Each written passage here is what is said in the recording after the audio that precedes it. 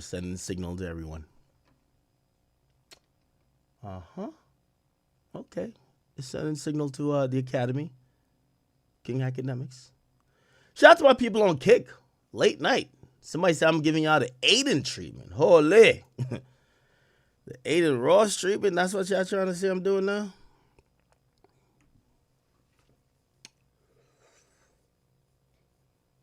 It said everybody sleep. Yeah, I do understand that there's a large amount of our audience sleep. I'll explain why I'm streaming now. Number one, first and foremost, so welcome. I think we're broadcasting everywhere we need to broadcast. I'll get to it quick because we do have things to talk about. Number one, I'm always fond of, and we have an amazing audience, huge audience. I think at this point, this is why we've turned to be the subject of certain attacks from certain individuals. I won't get into it at this point, but trust me, I see it. I understand the audience we have. However, I do, trust me, I envy and I miss the moments where when I was on stream, it didn't feel like I was talking to the world. I feel like I was talking to a core group of people who are super loyal supporters. And if you wonder why I stream at this time, is because of that, right? Like, theoretically, tonight I was going to stream, and I'm like, all right, I'm going to stream. Got caught up in a few things just personally, and I was like, well, today's a Sunday. I should probably stream on Monday, right? A good time on Monday rather than late Sunday. And I went to sleep. I ain't even gonna lie to you. I went to sleep. I woke up about pretty much an hour ago. The intro went on for 30 minutes, an hour ago. And for whatever reason, I got that itch to stream. It says stream now. I don't care how many people watching, stream now. For the people who fuck with us, who might be sleeping, because some of our loyal supporters might be sleeping, you'll catch the replays or whatever. But I truly believe, and it's always been my thing about streaming, that it's supposed to be a really intimate experience between you as a creator and your most loyal supporters. What does that mean? It means that if I'm streaming at 6 a.m., just get the message out. So if you wonder why I stream tonight, is basically because of that. You know what I mean? Like, of course, I don't care if there's 5,000 people watching us tonight. It'll be the same stream. It'll be the same message. I know I could have saved it for tomorrow, but I think tomorrow we'll move on to different things and we'll add on to things like this. But I'm always in a constant struggle of figuring out who are the most loyal people who fuck with me. It's the reason why I started streaming. Yeah, I've heard the story a million times. I got 1 million subscribers back then, and I'm like, the goal is to have 300 loyal niggas is better than 1 million subscribers. That's why I started streaming to 30 people back in 2013. So at this point, I get it. I could just, like, I woke up. I forgot why I fell asleep to, like, James Bond playing on Netflix. And I woke up and I was like, I looked on my feed. I'm like, you got some shit to say. Don't wait till tomorrow. Say it now. And also, we'll stream tomorrow. So for the people who are a little bit tired, y'all can go to sleep. The loyalists, I want y'all to stay here. If you a real chat nigga, a loyalist, please stay here. I will be doing a stream tomorrow. Yeah. Okay. So first of all, welcome. Okay? And I really appreciate y'all. And again, this is why I'm doing this. There's a lot of topics to get to. By the way, for the people who did DM me, trust me, I read them. Even with me falling asleep tonight, I felt so bad.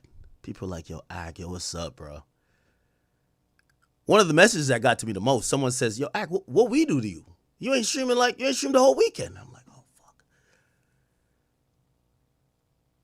And I appreciate those messages because it highlighted that what we have here is more than just, a creator audience relationship. It's like, bro, this is like family. So it's like, I get it. Nigga, you ain't stream all weekend. Some big shit's happening in the world. Why are you not streaming today? So I completely get it. And trust me, those messages, 100% weigh on me personally, whether I get online. It's the reason I'm online now. Anyway. All right. So we're going to get to a bunch of stuff. And I'm going to try to see if I could knock out about 3 or 4 hours. Okay. So forgive me if we don't do 6. Yes, I will do a stream later on. For the regular folks, but I do want to get into some stuff that I just think is pending. Okay?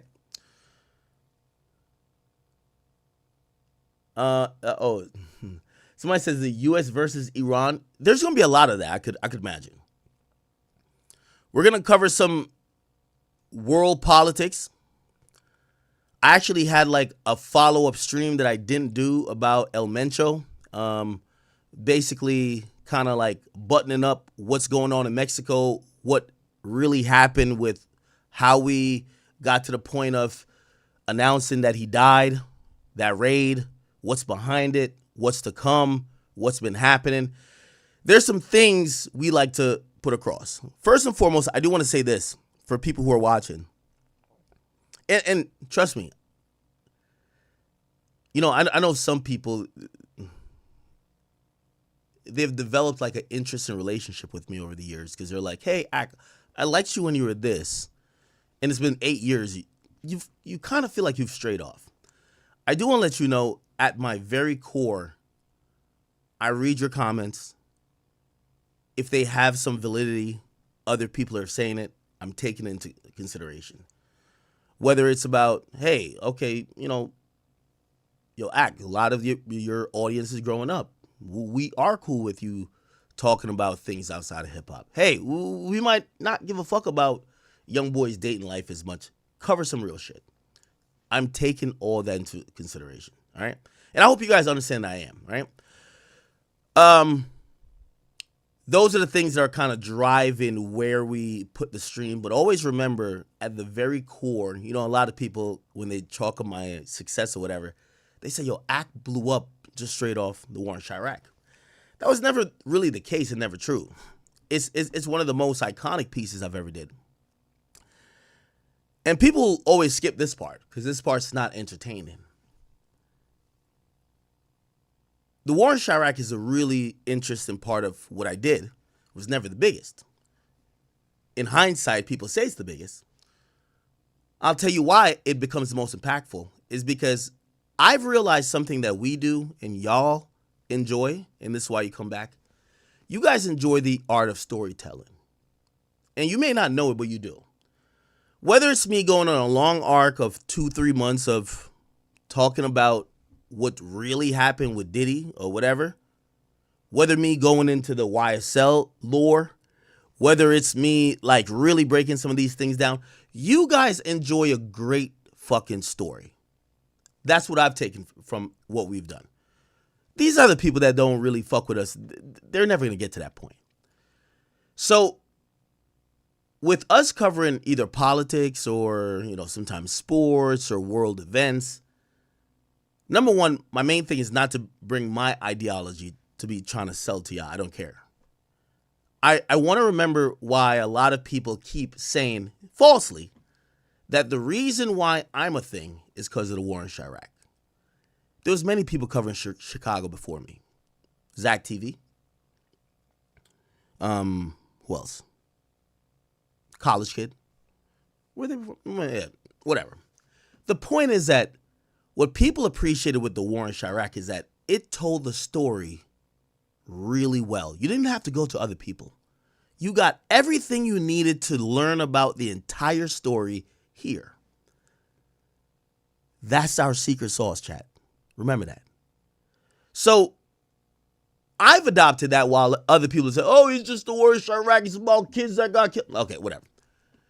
So when you do see me bring you down other paths, and I know you guys might be like, nah, I want to hear about Nicki Minaj. No, this is the Nicki day. I want to hear about Nicki. I want to hear about YoungBoy. Now, right now, I want to hear about Bobby Shmurda. I get it. I will always get to that. But just remember that that's something that I've kind of realized, and I hope you guys understand me. What we do here is break down some things that are complex, that are niche topics or whatever, and we do a really good job of storytelling. They might get mad at how the story is told. Yo, we gave him nicknames. Why do you give him nicknames? It's because he gave him nicknames. That's why everybody died. Okay. But I do believe what we do here great is storytelling. So from speaking about El Mencho, we're going to speak a little bit about Iran. Well, actually, not a little bit. We are going to speak a good amount about the war that's going on in the world, which is, Iran and seemingly the United States. I want to give you that context and pretext that you understand where I'm coming from. My job is to give you guys a good story, but the story that's actual and factual. Okay?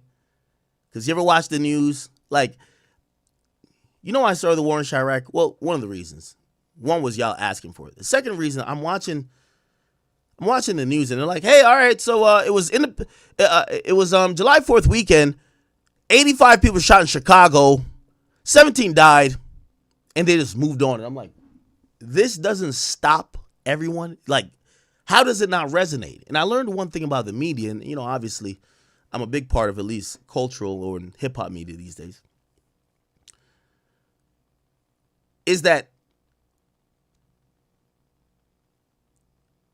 people care when you make the story something that hits them. That's it. They're going to act like the violence and murder and whatever in Iran is so crazy. There's genocides happening in Africa. They're going to act like, oh, what about Gaza? What about Israel? Huh? That was always my narrative and what I cared about. When people want to talk about Israel and Gaza, I was born in Jamaica. No disrespect. I am American, but I was born in Jamaica. I don't give a fuck about niggas that live in some places I'm never going to go. Let's focus on what's going on in the Caribbean. Let's think about what's going on with some of the, oppression, racism, this and third when it comes to like Haitians who are going through really a hard time that, it's almost borderline on some really geopolitical, like, cleansing. But Haiti doesn't have anything to bring to people. So that's not a good story. It's like when they were talking about Africa and they're like, oh, well, this is going on and is this type of... Nobody cares. Why? It's not a good story. The story isn't cool enough for people to care. So it's not about people dying. It's really about what people care about. You know what we seem to care about? We care about a lot what's going on, whatever that got to do with Israel.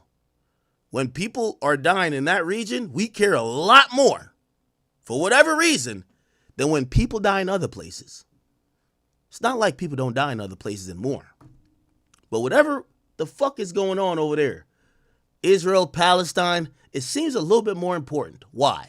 Because all the media does a really good job of fucking focusing on telling that story.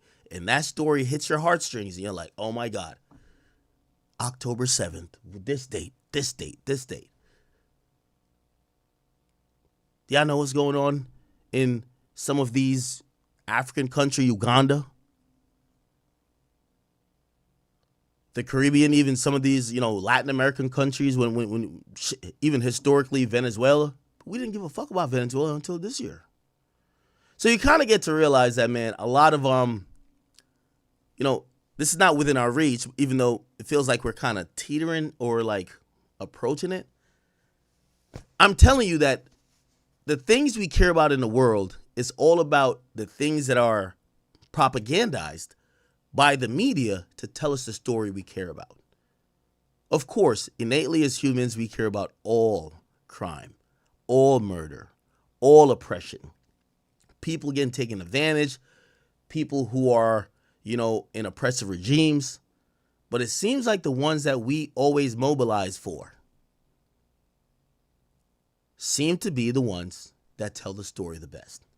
And I've realized I'm part of that infrastructure, not necessarily I care about Israel and people, but if you have the ability to tell the story and get people interested, just like I got people interested in what's going on in Chicago, utilize that power and tell stories to get people interested in different things.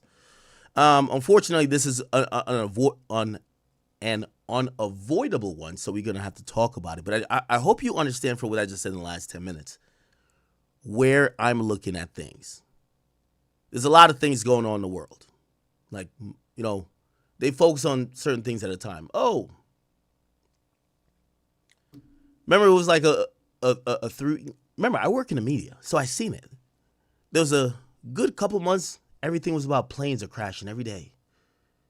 Malfunctioning. Okay. Stop hearing about that.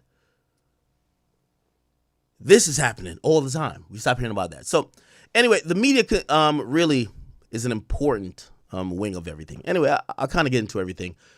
Welcome, people. Welcome. We are here. I think we're at the bones. The bare bones. Somebody said, why am I awake? I was asleep. I woke up. And I didn't want to wait till tomorrow to do this part of the stream. We're going to stream tomorrow. Later. But I wanted to get to this, okay? Okay. All right.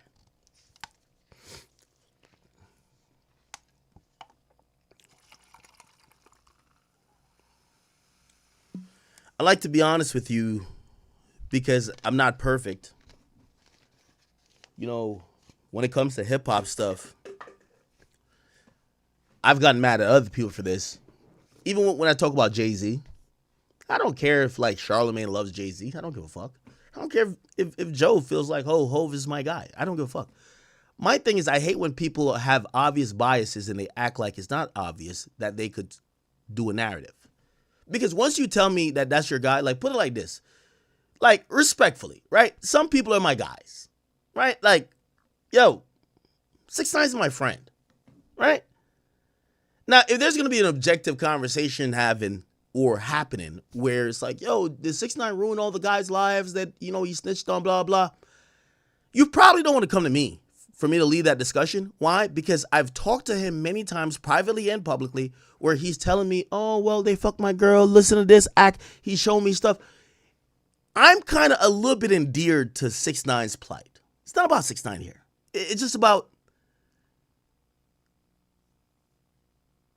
understanding where people and their biases lie. Because we all have them. Like, if we're talking about Jay-Z, you probably shouldn't go to Charlemagne and Joe Budden. Respectfully. These guys are like, they're like the Hov babies. You know what I mean? Charlemagne does business with motherfucking Rock Nation, and Jay-Z no, not Jay-Z. I mean, Joe is like kind of interconnected through I don't know what. They're not going to call him out. You can't go to those guys for the conversation. And that might be true for certain other people other than 6ix9ine with me, and it's fine because we're all human. So I give you guys those things that you guys could have and be armed with trying to find the conversations that is more pure to what you got going on. It's the reason why when the whole thing with Jay-Z and whatever, and everyone, all these media niggas want to say, oh, no, y'all are stupid for believing. I'm like, don't even believe me on it. Just trust your gut. If it smells like tilapia, it's fucking tilapia. If it smells like pork, it's pig. Don't necessarily believe the individual. Because over time, people get different alliances. And so I will say, even when it comes to politics, my bias is out there. I rock with Trump. I like Trump. I'm not saying I agree with everything he's done, but will I still say I support the fact that, you know, if it's Trump or Kamala, I'm rocking with Trump. If it's Trump or Biden, I'm rocking with Trump. Yeah. Now, with me saying that, everything I say afterwards, you should take me saying that and be like, well, could we trust act on that? And it's okay if you say, nah, I'm going to go with my gut. Go with your gut. Always go with your gut. These other niggas like to try to like tell you, go with your gut.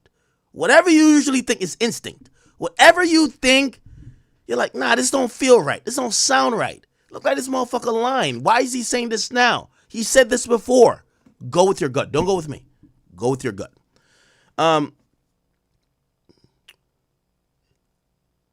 As you know, as things get a little bit more complicated, that's the only thing I could always tell you. Which it's not a pro-me argument, it's a pro-you argument.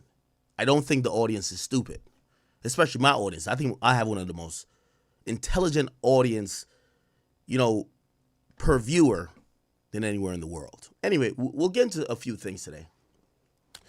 I do want to kind of explain to you what's going on nationally and internationally when it comes to this Iran thing.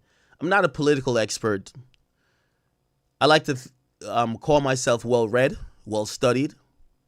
I'm a logical person. I'm not here to sell you my ideology. And one thing I do value about my audience is that at times we disagree ideologically. You guys don't need to agree with my worldview. What you need to really, if you watch me, it's not about agreeing with everything I say. It's to at least say, when Ak is saying it, he's saying it because he believes it, not because there's a check involved. I've always really been disgusted with people that thought that, hey, you know what? They try to say I'm right wing. I'm like, whoa, like Trump or whoever else, or because I was with Rumble, no. If you could say, hey, for better or for worse, Ak, that's my nigga. If he said that, I know that's what he believed. I disagree, but that's my nigga. And I always respect any audience member who could disagree with me on something that's really of substance, namely politics and religion. Those are the two things from when I was a little boy in Jamaica. It was always said you don't go outside your house and talk about politics and religion. You don't talk about it. And I'm not here to talk about it and trying to get anyone to convert, switch. I don't care. But when we're talking about these things, I have a POV. These things do matter in our lives. And I hope you could probably either listen to what I say and be like, even if you disagree to the utmost, you're like, Ak is full of shit when it comes to this. But you could be like, this is the only thing I require. That's my nigga, man. Maybe I don't listen to him on this, but when he talking about that hip hop shit, or when he talking about Drake and Kendrick, or when he talking about Uzi and Yachty, or when he talking about Young Boy, or when he talking about Lebebe, that's my guy. I'll take you there. And that's what I respect. Okay, so I guess I got to give that disclaimer before I get into certain things with politics, because people will think that I have an agenda, and I really don't. I'm here to serve y'all and give y'all good stories. That's it. It doesn't matter what about. I don't have an agenda with El Mencho and Mexican politics or drug dealing. I thought we did a decent job of giving you the story. And that's where I'm hoping to expand to. All right? Anyway, thank you. Thank you. Thank you.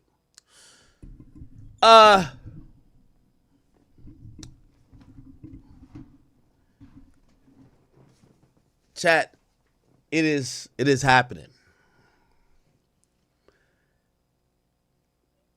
Outside of this podcast, or not podcast, but the stream, I try to consider myself well versed.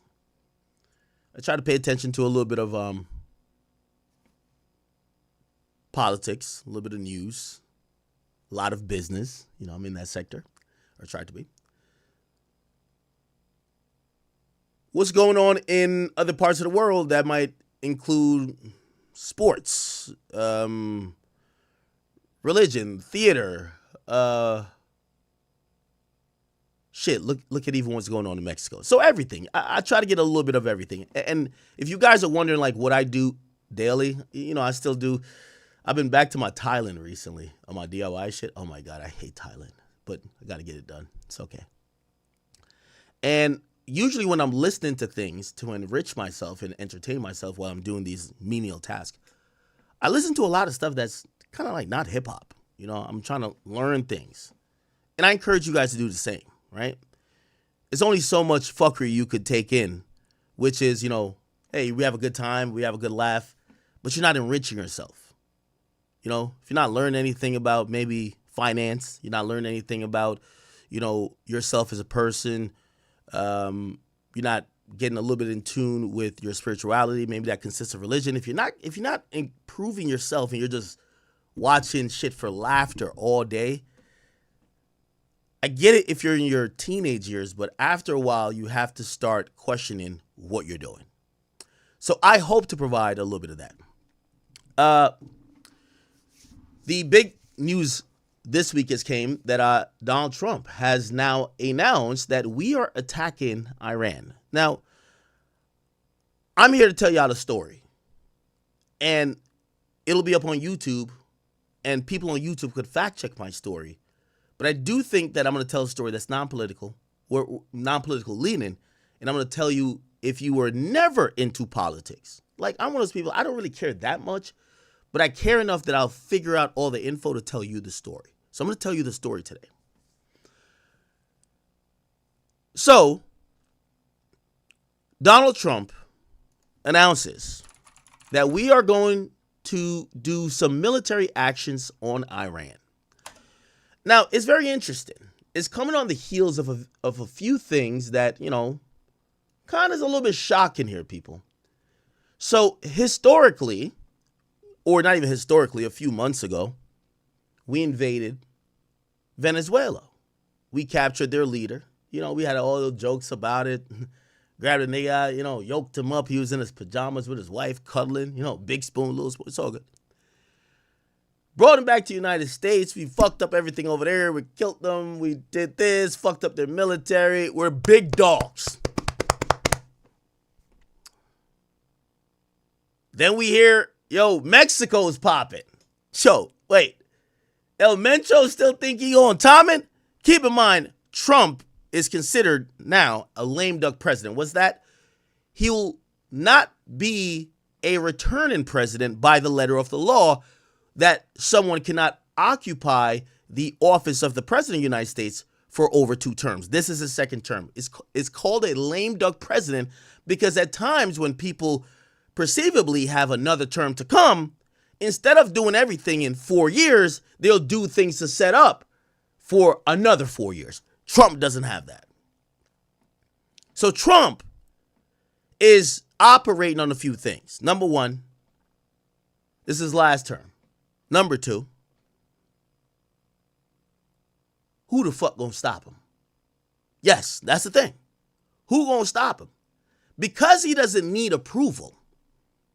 Because he was, in his mind, persecuted after he lost the 2020 election. In his mind, let me get everything I need to get off now. Fuck them other niggas. Really, that's kind of how he's moving. He's doing things that presidents would be thinking about. Well, if I do this, what will be my they have like this like poll with it's like likability. It's like, will my approval go down? Trump don't give a fuck right now.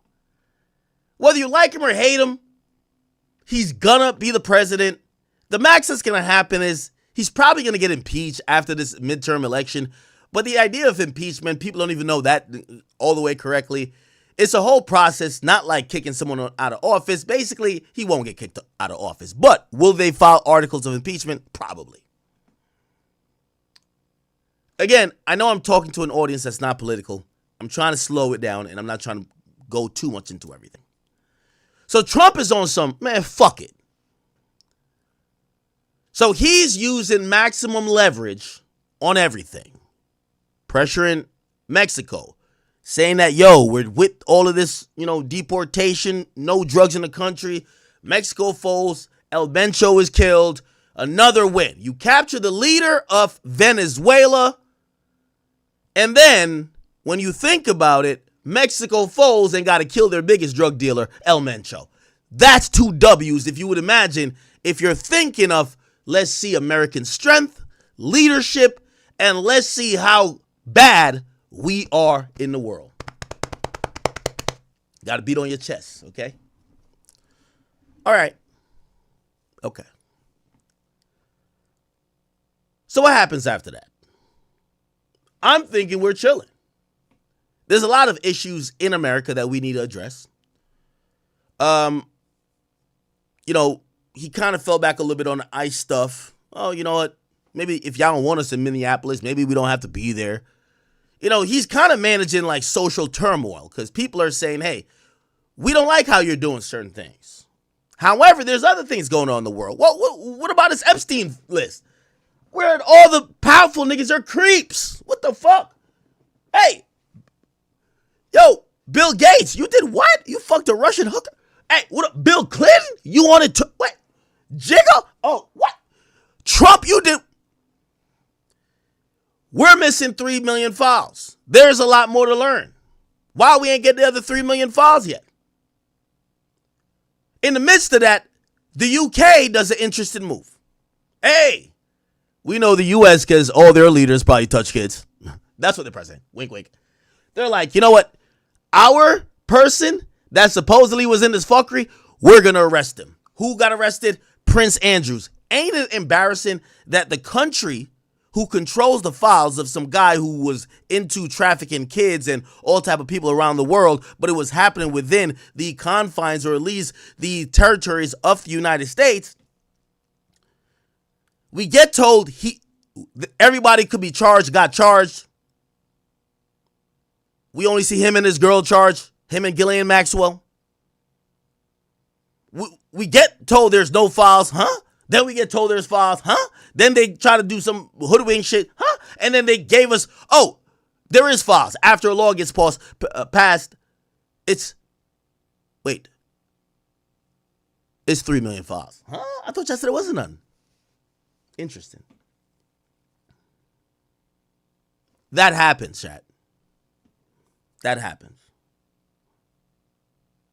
Where the rest of the files? Oh, we'll give them to you later, but just look at these for now. You look at the files, half of them are redacted. We don't know what's what. We get to find out later, half of the redactions look like they're protecting the predators, not protecting the victims. What? But what could you expect from the people who told us at first there's no files, there's no list, there's no whatever, and then they said, oh, my bad, oops, we forgot, here's 3 million, go through those. What? Where can we find the fucking truth?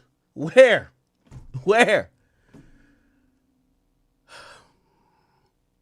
My little blurry, sorry. Okay. So we're scouring through the 3 million files. We're like, we got some questions here. They're telling us none of the questions you're asking is valid. What?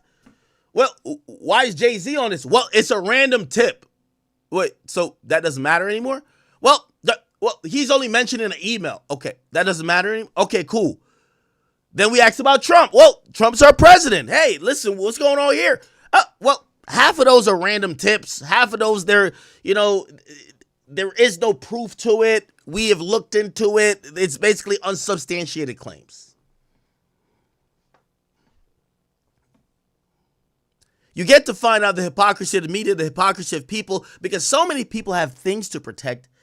The list that everybody demanded before they saw it turns to shit. Why? Everybody has somebody they want to protect on it. When it comes to Jay-Z, we're tearing down black men. That shit was utterly ridiculous. Why are you looking at it? That's false. Wait, how do we know it's false? Why don't we just investigate everyone? No, we can't investigate everyone. Some people we should look at it and say just utterly ridiculous.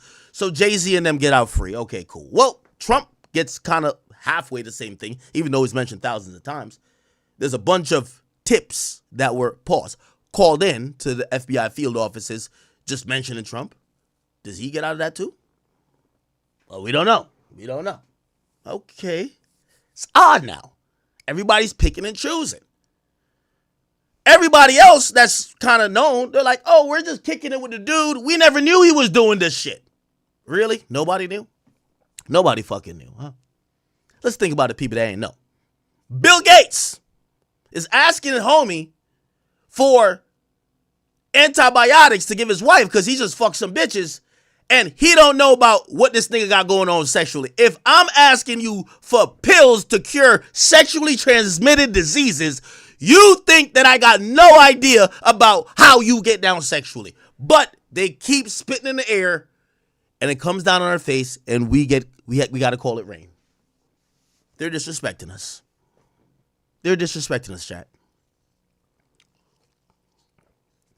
Bill Clinton. Oh, I regret even being around this nigga. I didn't know you was doing that. Really? Really? Okay. Casey Wasserman. These people are all so powerful. They have billion-dollar companies now. But when called to the carpet after the list came out, they're like, oh, well, we were just like flirting. We were just like, we didn't know. We didn't know. Plausible deniability. Nobody knew that the creep they were friends with, that they were talking about non-business shit with, was a creep. Come on, bruv. If me and you are friends, we talk about hoes and bitches and this and third, at a certain point, it's a legit. I'm not saying all of them knew. But it's a legitimate question to ask. It is a legitimate question to ask. I've never said everyone's guilty in that Epstein list or that's in the files, but I've always said that we should ask questions and it should be kind of valid. People have pointed out, well, you know this guy and he's been accused of that. And I'm like, hey, I also do understand that idea of you. I didn't know. This is the first time I was made aware of it. Completely, a feasible thing. But I'd never say, don't ask the question. Not because you fuck with me, don't ask the question. But we keep hearing that. So the list is going to shit. We don't know what. They came up with 7 people or 6 people. They said, if we were going to lock anybody up, these are the people we'd lock up.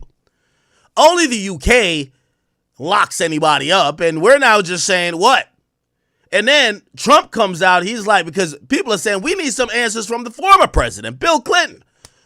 Bill Clinton and Hillary. Hillary's a good girl. I love a chick like Hillary. A chick like Hillary's like Kobe's wife. Yeah, even if I fuck them other bitches, I want my bitch to be with me, standing 10 toes saying, I love my husband. He's a good man. That's what we love about Kobe's wife. Kobe's wife's the best. She's the best. We know Kobe didn't do nothing in Denver. Yeah, we know that bitch was lying. But Kobe's wife, instead of taking the moment of saying, you know what?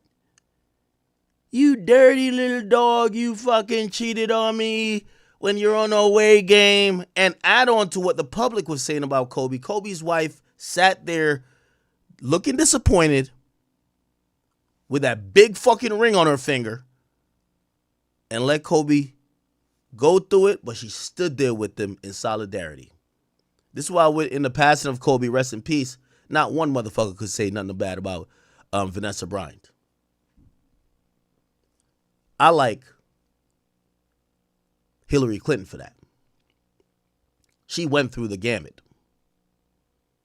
Your man was fucking in the Oval Office getting head. Skull fucking a bitch. Monica Lewinsky.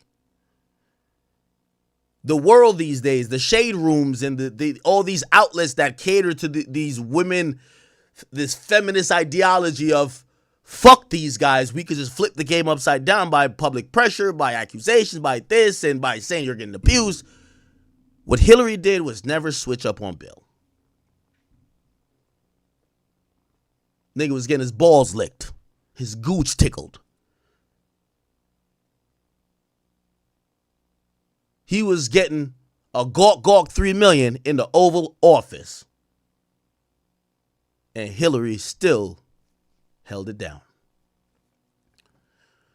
She became a secretary of the Obama administration after she didn't win. But she did get her chance to, fulfill what many people would see as the feminist goal. Your man became president. He can't run anymore. People thought he did good, but, when they give credit to the presidency, they give credit to the first lady, even though we don't know what she be doing. It's like they've been giving credit to, we like Michelle Obama as a role model, but we don't know what she does politically. But we give her credit because Barack was that guy, that nigga, one of us. I seen recently Trump was giving a State of the Union address. Everybody gave a standing ovation for Melania, which is his wife. And I'm wondering what the hell she done either. But it is the thing where it says that if greatness comes or emanates from a man, a woman that's standing next to him, what they say, behind every great man is a great woman. they love to siphon off the credit. I know, I'm on a monologue and a tirade, but just bear with me. This is why I've been doing a late stream. Just bear with me. I'm telling the story. So cool. The Epstein files has turned to shit. We don't know what's what. We don't know who the predators are. We kind of got some names, but they're like in the winds. We got to get to this Lex Wexner guy. He did a deposition. I got to go watch that. I want to watch it with y'all. He looks a little odd. Prince Andrew's get arrested. Jay-Z hasn't been seen unless it's Super Bowl, and he just looks guilty as fuck. It appears that Trump might be playing. He got some shit going on where he may have like made sure everybody clear his name. There's another thing coming out clearing his name. Bill Clinton cleared his name, and also Ghislaine Maxwell cleared his name. But Ghislaine Maxwell got like a new prison that she could be in, which is super safe and cozy. So it's incentivized for her not to say anything. Bill Clinton, who, you know, even he's a Democrat and Trump's a Republican. Trump recently spoke out for him. Why y'all messing with him? And he comes out and he says, nah, I never seen nothing with Trump. Okay. All right. Maybe this is all real. Or maybe this is all everybody saying, hey, let's do the best what we could do with what's presented. I don't know. I just like to ask questions. So should you. So we've been wheeling. Okay. Venezuela, distraction. What? Y'all kidnapped the president? He was sleeping? Oh, that's crazy. What? Mexico? What the fuck? We talking about Cancun? Tulum? What?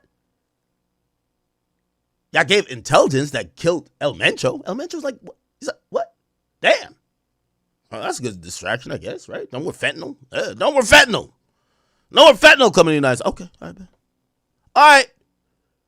Then out of the blue, out of the motherfucking blue chat, we get, and there was rumblings, so let me not say completely out of the blue.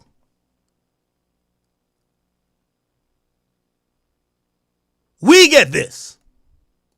A time ago, the United States military began major combat operations in Iran. Our objective is to defend the American people by eliminating imminent threats from the Iranian regime, a vicious group of very hard, terrible people. Its menacing activities directly endanger the United States. Now, I hate to pause the President of the United States,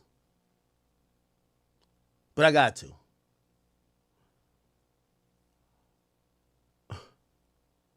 I know I'm not geopolitically the best, but I know media, and I know how people's minds work.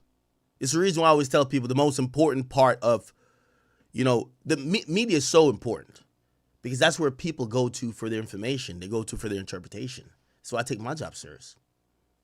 This is why I tell every rapper, don't even fuck with me, because you get on my bad side, what do you think it's going to turn out to? But okay. Let me just go over what this nigga said. So Trump, after we kidnapped the Venezuelan nigga, we killed the biggest drug lord, this is what he told us. Venezuela is one of those people, they were dealing drugs. By the way, if you don't know, one of El Chapo's sons that's snitching already testified that they're plug. I kid you not, chat. I kid you not. El Chapo, look. He testified. Hold on. Or through his cooperation. I can't.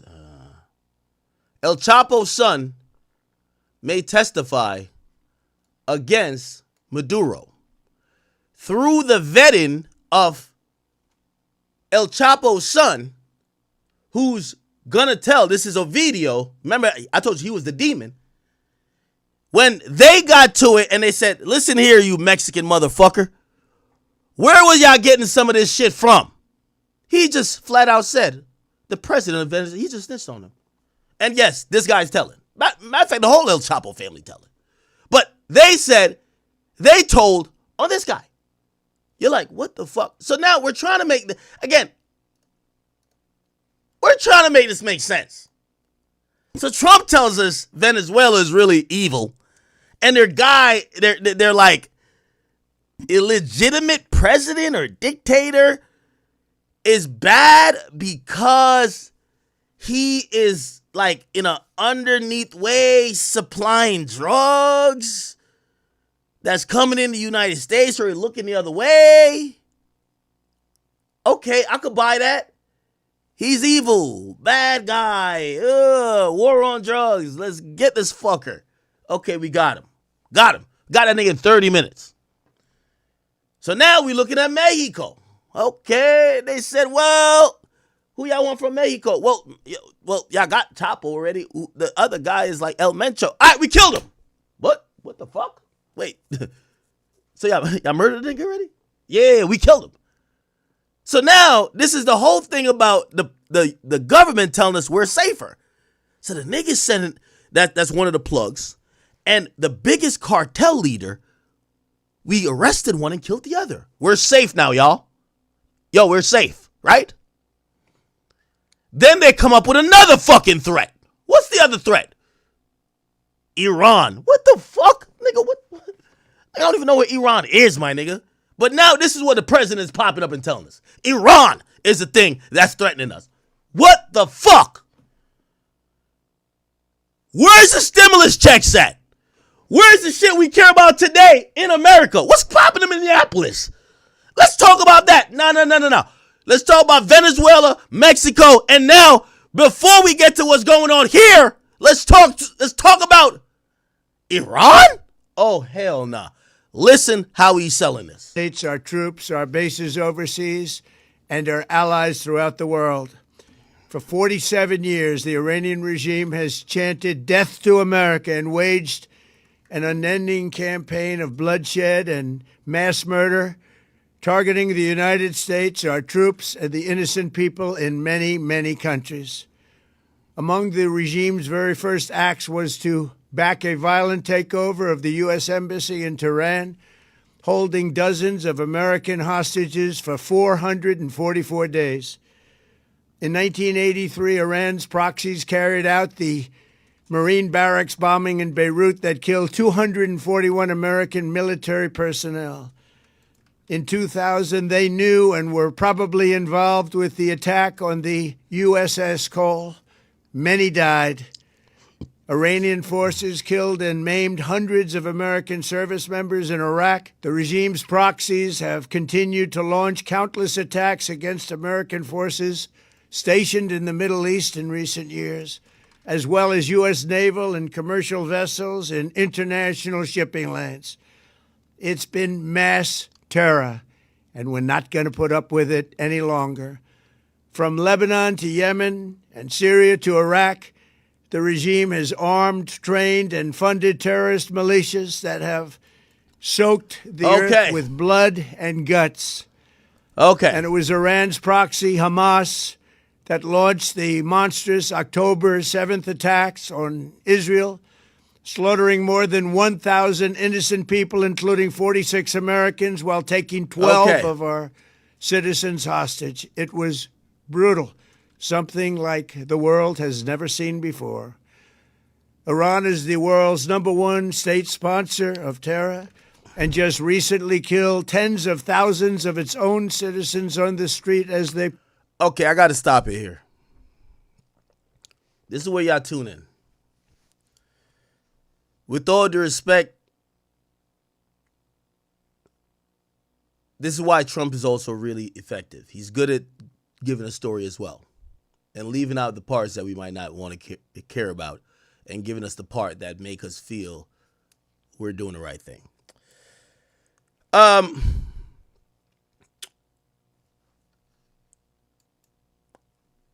want to give you the story of what's happened or what the whole thing is with Iran.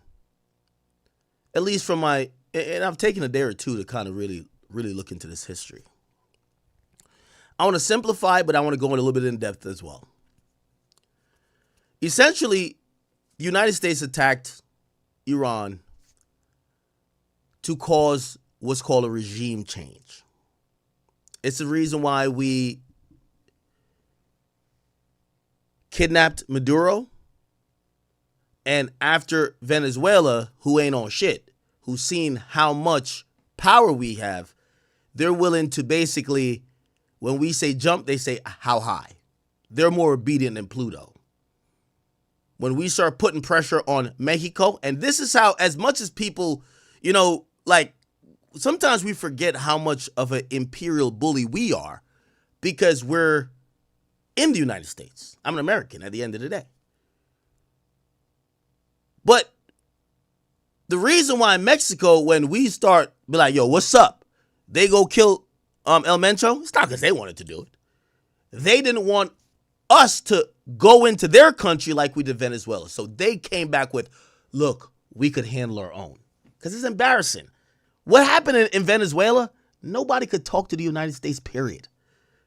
We literally went in there, dick slapped y'all, took y'all leader out of his bed, killed all y'all men, and we got him in a jail in Brooklyn, nigga. That nigga gonna be there till we ready for him. You don't look like a country after that. You look kind of like pussy, straight up. So the idea is that Mexico, they don't ever want to get treated like that because they want to be seen as a sovereign nation.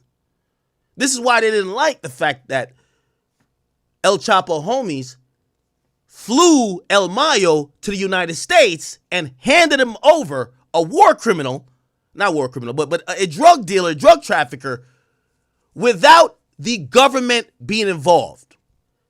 It's now a known thing. If the U.S. finds out or feels their government can't handle what y'all need to handle, we'll come into your country by force, nigga, and do it ourselves. But when we come into your country, your military either got to stand down or we going to give them a belt. We're giving them belt, straight up. So you're going to catch belt in front of all your constituents, and it's like the idea of you never want to get knocked out in front of your girl. You get knocked out in front of your bitch, the next time you raise your voice at her, she was like, you wasn't talking like that when Rocky pulled up. Oh, what? Huh? So Mexico don't want to get there. Venezuela, we bitch slapped already. Shut the fuck up, you bitch ass niggas. Straight up. Mexico ain't want to get there. They're like, oh, we'll work with y'all. Oh, whatever. They don't hate El Mencho like that. Now, granted, he's done some bunch of shit. Killed him. Shows the U.S. we can handle our business.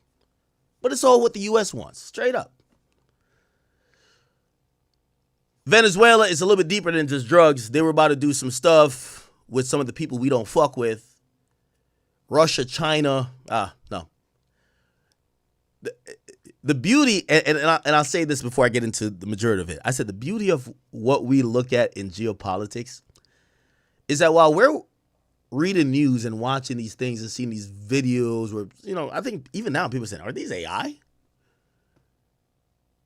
The fact that a Tomahawk missile has never dropped in Brooklyn, that's why we do it. We don't give a fuck about what's happening over there. We see, like, oh, their hotel's on fire? Oh, okay. Nigga, you know what happens when it's not even a military strike. First of all, a military strike is Pearl Harbor. We drop a bomb on them. Nuke. Straight up. Atomic bomb. You niggas are deformed for like 3 decades. Fuck out of here. That's what we do when we get attacked on this soil. I want to tell you how privileged we are. If Iran dropped a bomb in Queens, it would be game over. So we get to bomb their shit.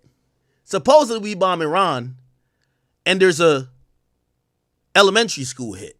Not too sure about it. Not too sure if it's always is confirmed. There's going to be a lot of politics with this because, governments are not going to want to confirm that they bombed the elementary school, but we bomb whatever of theirs. The reason why we have this demeanor towards freedom and also war is that we don't give a fuck when no bombs comes over here.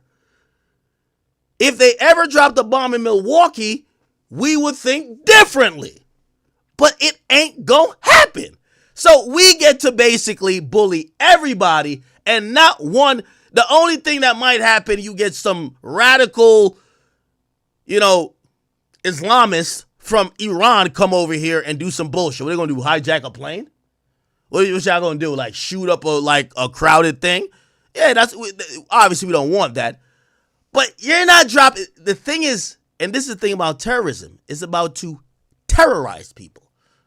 When niggas is going to the market and they see a 2,000-pound bomb drop 15 miles over, but they could feel the after effects because it's that fucking crazy. Yes, niggas start moving a little bit different. That's how it goes. The moment there's ever a bomb that drops in Inglewood, California, I guarantee we as a constituents, we will look at war and meddling in other people's business very different. Trust me, I tell you. But it won't happen. Because we are the USA and we've taken so much precautions. So we kind of get to go around and we're dick slapping everybody. And essentially, we try to do it in a way where people can't get mad. So what happens? Trump announces we're into it with Iran. We drop a bunch of bombs on their supposedly military locations and strategic holdups that isn't supposed to affect civilian life, but it should affect the resources, the capabilities of these, military, strategic Iran capabilities that could send them a lesson.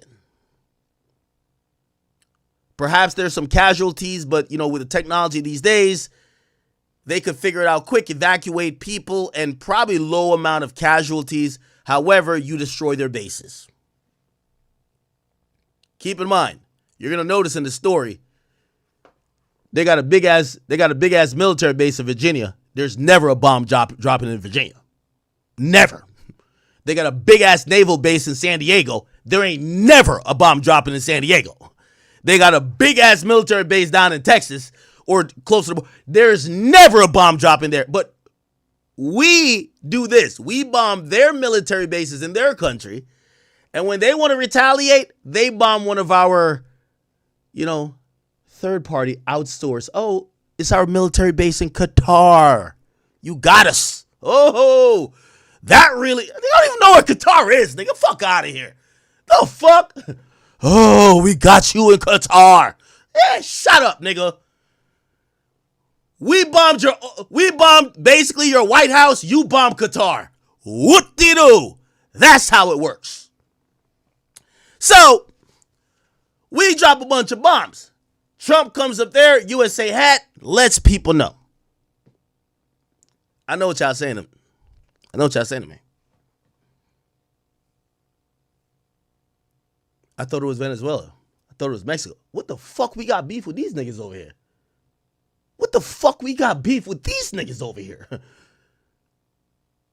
Let me give you an explanation of the history of USA and Iran. And by the time I'm done with my explanation, I won't even have to proceed because I think you're intelligent. With what ended up happening in the last 2 to 3 days, you're going to get the entire picture. So, I want to start. And again, I know it might be late for some of y'all, so, I want you guys to lock in here because we're going to go back on a deep history, okay? And I see some people saying that we're calling a spade, right? We're calling a spade. If you want me to say it, I'll say it out. I'll say it frankly. I believe that about 70% of the reason why we bombed Iran is because of Israel. That's a fact. In my estimation, from everything I've seen, we are fighting proxy wars for them. Remember, we were giving money to Ukraine. Really, we want to beef with Russia, but we ain't really there yet. So we fund Ukraine, and Ukraine got slaughtered a lot, but we funded them. Well, our babies, I can't even call them our bitch. Our babies is Israel. Whatever Israel got going on, we are so much up their ass. It's our beef now. So basically, Israel is like your little brother who talks all the shit in the world, and every time he go to school, you go to the playground, he tell everybody gonna smack the shit out of them, and when they step up like, what's up, smack me, nigga? And even if they get a slap, they run home to you, and you gotta go up there and you gotta beat everybody up. Get them back in line. We're US, your little brother is Israel. I don't know what the fuck secrets we got for these motherfuckers that we're fighting all their shit. But that's what's going on. So, here's the story. Iran.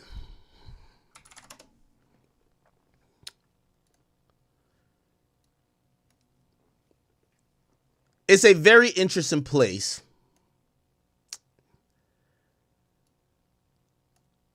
I just want to make sure everything could be seen. Okay.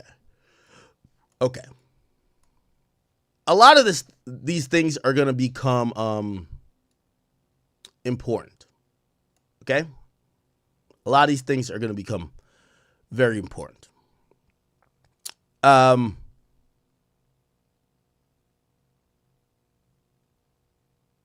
Okay.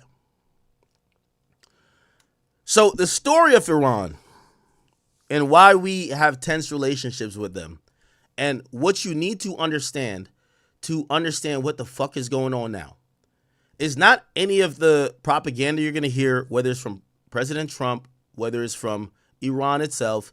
Everybody's running propaganda based on trying to convince you that someone's a bad guy or someone's a good guy. And in reality, it's a really ugly, disgusting story. So here's the story. Back in pre-1900s, Iran, this place here, was actually known as Persia. Okay? So Iran, this place, its original name is Persia. Okay? What ended up happening, and if you follow the history of time, we hit the 1900s, and I want to say, remember, Iran is one of those places that they're overtaken by Arabs, by, people who believe in the Muslim faith. And that's kind of like all this region, right? Pretty much, right?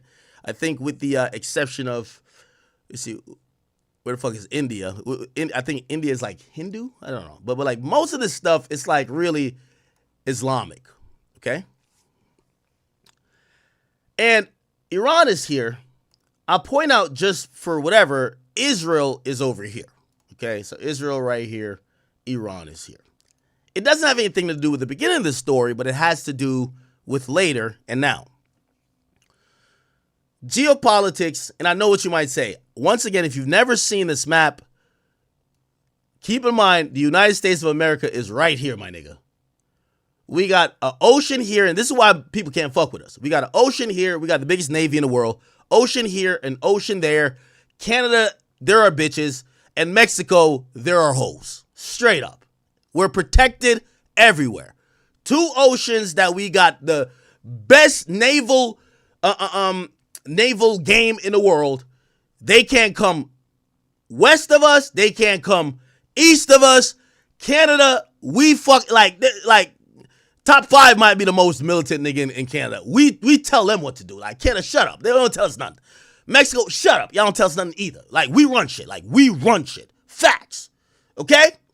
So we are really in a unique position. We're in a position that is, and by the way, even our founding fathers knew about this. Like, we are protected by physical land masses or water or countries that we could have influence over, that we will be safe from enemies. Keep in mind, we're the United States. Even when Venezuela down here acts up, we get them in line, and they far as fuck from us too. But we make sure we don't have no ops. Think about it. The USA has no ops. Cut the world in half. Right here. Cut it right here. Cut it right here. This is East. This is West. We're in the West. Everybody on the West gotta shut the fuck up. We run shit. Cuba will bitch slap you anytime. They've been playing games. We're gonna get to them soon. Dominican Republic, well, we own Puerto Rico. Jamaica, Guatemala, Colombia, Brazil, everybody, United States runs. We have no ops. If they act oppy, they get dealt with.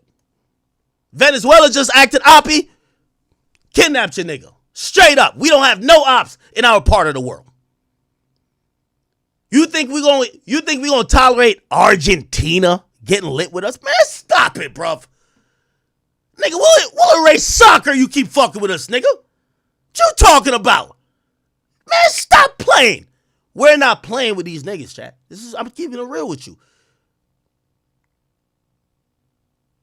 Chat, I might be saying this in a tone that is, comedic, but I'm telling you the truth. Nobody gives a fuck about Chile and Argentina. But matter of fact, South America, we don't give a fuck about till the World Cup. They got nothing going on. A bunch of forests and dumb shit. We care about Brazil for BBLs. That's it, nigga. That's it. The fuck? We don't give a fuck about them going on down here. Mexico, those are our bitches. Panama, we just renamed they shit. Nigga, man, we run the Panama Canal. That's our shit, nigga. Facts. Bullies. We bullying the scene. Canada, y'all niggas know what it is already up there. Y'all niggas know what it is. This is how we rock. So we run our side of the world. The other side of the world is a shit show. Nobody comes over here or is allowed to come over here. And if y'all come over here and try to get influence, for example, in a country like Venezuela, we kidnap their leader and we run shit again. And after we kidnap their leader, we were looking around. Russia, you got something to say? China, what's up with you? You good? Cuba, we'll beat the fuck out of you too. Nobody got nothing to say. Everybody's like, yeah, well, we ain't say what happened over there. Yes, we the big dogs. That's what happens. So let's go back. So now we got Europe, Asia, and Africa. Okay. So let's kind of zoom back in. Okay. So now, Africa got their own shit going on. They're not trying to take over nothing. Most of Africa, if you don't know, historically was part of what's called, I believe, the Ottoman Empire. But back in the day, and we're back to this region, Iran, right here, was called Persia. I'm going to give y'all some world history. They should have taught you this in school, but if they didn't, Big Ack is here to teach you. Big Ack is here to teach you. Take a shot with me, child. So the First World War happens in 1914. Everybody should know that, right? Y'all go to school. And if you don't know, that World War was between two, groups of countries. I believe it was the Allied and the Central Powers. Okay, I'll give you who's on either team. Okay, so that's the big World War, the First World War, right? For the Allied, we basically get France, Britain, Italy, U.S., and yes, even the Russian Empire was even with it at that point. We got Portugal, Belgium, Serbia, Romania. Japan even was down with it. And essentially, the people or the ops we were going at were Germany, Austria and Hungary. They said the Ottoman Empire, but, they wasn't really on shit. But whatever. And Bulgaria. Even though, by the way, I should pull that back because the Ottoman Empire really is a really large region when you think about it in hindsight. Okay. So that's that's World War I. I'm going to tell you why. Everything's going to make sense. Just give me some time. I got to explain. I know I'm a little bit slow in getting to it. So that's the First World War, right? In 1914. Now, what's interesting and what you should know is, let me zoom in a little bit more. Okay. Now, Iran becomes a interesting place or interesting part of this particular world war. Okay? It becomes a place where it's needed for transportation, and it's going to be somewhat, not necessarily a battleground, but it's an important country. Okay? Because with all the countries that are involved, all up here, all up here. Iran stands to be a middle ground that you're going to need to transport shit.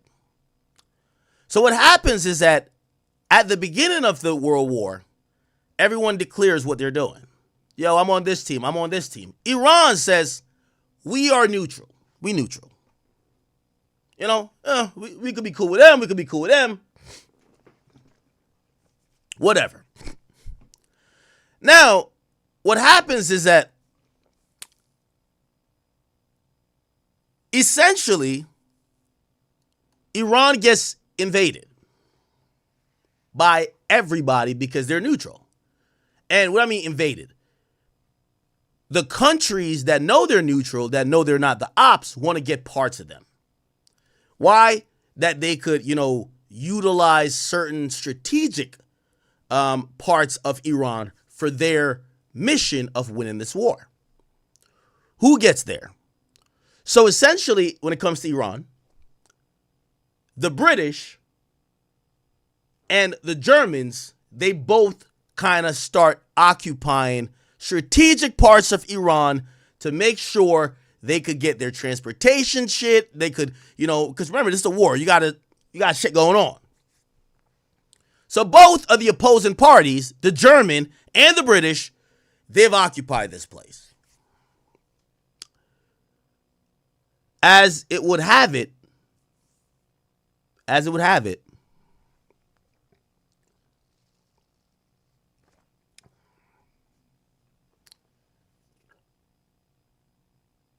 Iran, at that point,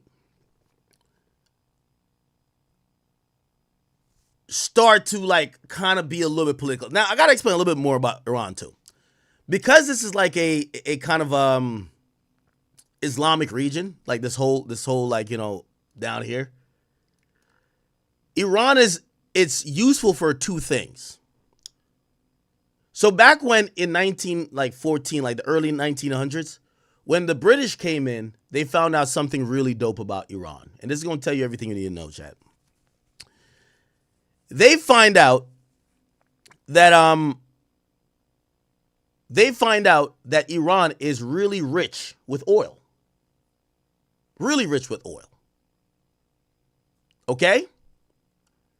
And what happens is the British are in here and the Germans are in here, and ultimately the British end up kind of still having that influence. Let's go past the First World War. The British then see a lot of use for Iran in terms of oil. Okay? Now, they start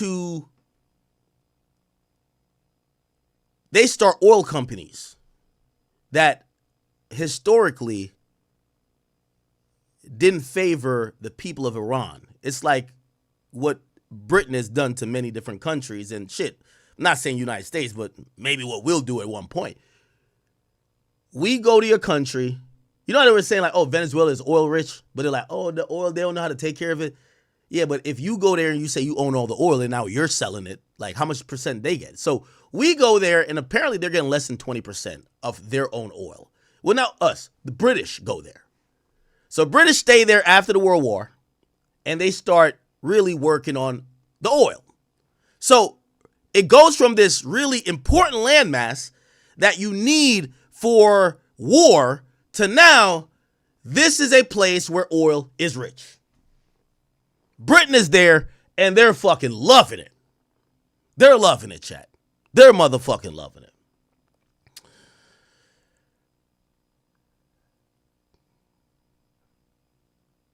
Okay. The next thing you have to understand about Iran is this. Is that there's always this turmoil among the Iranian people that out of everybody in the country, in the region, the way their country acknowledges and respects and treats religion seemingly is not as staunch as maybe other countries. We all know when it comes to the Islamic religion and how it relates to sometimes even law and government, it's interesting when you look at certain countries. In certain countries, they have certain laws like Sharia law and this and third that says, hey, what is said in the Quran or whatever is what we will abide to in society. So religion controls their society. Iran is one of those places that have been a little bit malleable, and that's where the majority of their problems have started. So we get to find out, okay, so this is going on, right? Essentially, protests, and again, I know I'm being slow with all this, but you're going to understand it.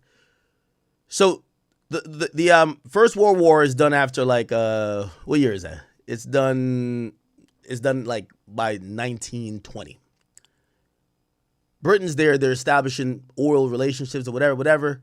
Over time, the people of Iran doesn't like, and also some of the leadership of Iran doesn't like that relationship with the British anymore. They're saying that we have the oil and we're giving and paying and we're getting less than 20% of all the profits, and it's going all to the British, okay? What ends up happening is that the rule of Iran at that point becomes a little bit more radicalized, because what happens when people get upset, they go for radical change or radical, options. So at that point, it was either the Shah, and I'm going to explain some of these things afterwards, the Shah or the supreme leader. I think it was the Shah at that point, I believe. It was the Shah.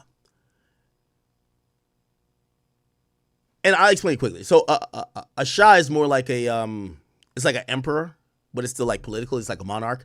A supreme leader is more of a religious leader that basically it's more familial, because you're saying this person God has sent to da-da-da-da. You get what I'm saying? So you're going to hear two things constantly go back and forth. One's a Shah, which is like an emperor, and the other one is like a supreme leader. And I'm going to show you how they balance between both of them. So there was a Shah who's like now kind of listening to the people. The people are like, yo, we don't like how the British are finessing us. And they come up with, well, it's our oil, it's in our country. What we're going to do is we're going to nationalize the oil industry. And they nationalize the oil industry, what basically fucks over the British. The British doesn't like it. And they realize that the country that they have had so much control over or had so much influence over, they have lost it. And now it opens up Iran to sell oil and do whatever business with the ops of not only Britain, but America and whatever else. Okay? And what becomes important is that in so the Second World War happens too. And then in 1953, the U.S. goes in with Britain. So Britain, when you hear Britain, we're talking about the UK and shit like that. The British wants their oil. At that point with the U.S., we weren't thinking oil, but we're thinking strategy, because, we're whatever. And at that point, we in Britain used to be like how we are with fucking Israel these days. But that's how we used to rock. So Britain is like, yo, these niggas is playing with the oil. Like, yo, their leadership not rocking with what we originally told them to rock with. So the CIA and British intelligence go in the 50s. And what they do is they do a regime change. You're going to notice exactly what we're trying to do now. Why was it done then? Strictly, well, they're going to say there's other things too, mostly because of the oil. There's a few things about a coup. You might see it in modern text, or people talk about it, a coup d'etat. A coup, you want to supplant the leader, leave it vacant, and have opposition or the oppressed take leadership, with them understanding you're the reason that the reigning power got out of there, and they'll be your bitches. We're trying to do that in Venezuela. Hey, oh, y'all said this nigga didn't want to do elections? He's an illegitimate president? You have to wait until the people are like, fuck Maduro. This is why when we go kidnap the nigga, his own people are celebrating. They're like, yes, they got him out. We're like, what the fuck, nigga? We drop bombs on y'all. They're celebrating. Why? A coup, especially when it's influenced by a different nation, we got to wait. So sometimes I don't know if you guys ever watch Homeland. You got to send some stuff into fuel. Like they'll even finance protest. You want to fuel political chaos. Oh, the people are unhappy. Remember. So now, how does that happen back in Iran in the 50s? Yes, they nationalized all of these things, but based on some of the regime, mantra that's get pushed over, and then obviously the countries that are allies, they're not fucking with Iran as much anymore. The people are upset at their living quality. They're upset at what's going on in society. When that happens, the USA and the British, USA through our CIA, we essentially supplant, okay? We do a coup, and we topple their leadership, and we, when we do these things, we don't be like, hey, you're going to go get, Hillary Clinton as we're like, no, we don't want nothing. How about y'all fuck with this guy that y'all didn't like before y'all ostracized? So the U.S. supported, okay? The U.S. supported a Shah that we kind of fuck with to rule Iran. And he successfully ruled Iran after that point. Okay? Now, there's a lot of things happening, a lot of moving parts, because the British, they don't seem too much interested with Iran beyond oil at that point. But with U.S., we're looking at it a lot as strategy. So cool. And this is where you guys make sure you're paying attention. So the United States we topple their government, right? By the way, this was admitted later on too by CIA and British, sources. They're like, yo, we did do it because these niggas weren't acting right. We toppled their government. We put the government we wanted. So we put the Shah. The guy name is Shah Mohammed Reza Pahlavi. Let's see if I could pull him up. I don't even know if there's a name of him or a picture of him. Mohammed Reza. This is him. Good. So this is the guy that America likes. We got him. Remember, one of the things with Iran is that they're in a Islamic region, and through this guy that we get to be the new Shah, the new emperor, we get to push through all type of Western culture ideas. Oh, this is how you should live. No. Wait, y'all do what? No. In the West, this is how we live. Notably, they say in the time, and this guy ruled until 79, where I'll tell you what happened in 79, they're saying you would see a lot of American-influenced things in Iran. Coffee shops. You would see the American way of life could be seen. America considered Iran at that point one of our biggest assets in the region. It's our biggest allies. We told them if anybody else fucks with y'all, we got them for you. Does that sound familiar? We told them that. As long as your Shah listens to us. So this guy, he's listening. He's listening. Here's the problem. And this is, if you don't listen to anything, what I'm saying today, this is the problem of Iran that will always repeat.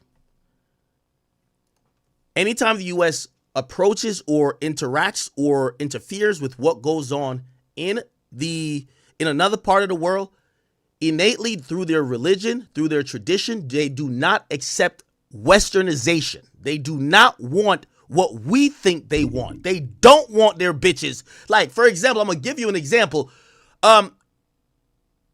we ain't get there yet. This guy is going to be one of the people who allow women to do certain things. When he gets toppled later, they take back all them rights.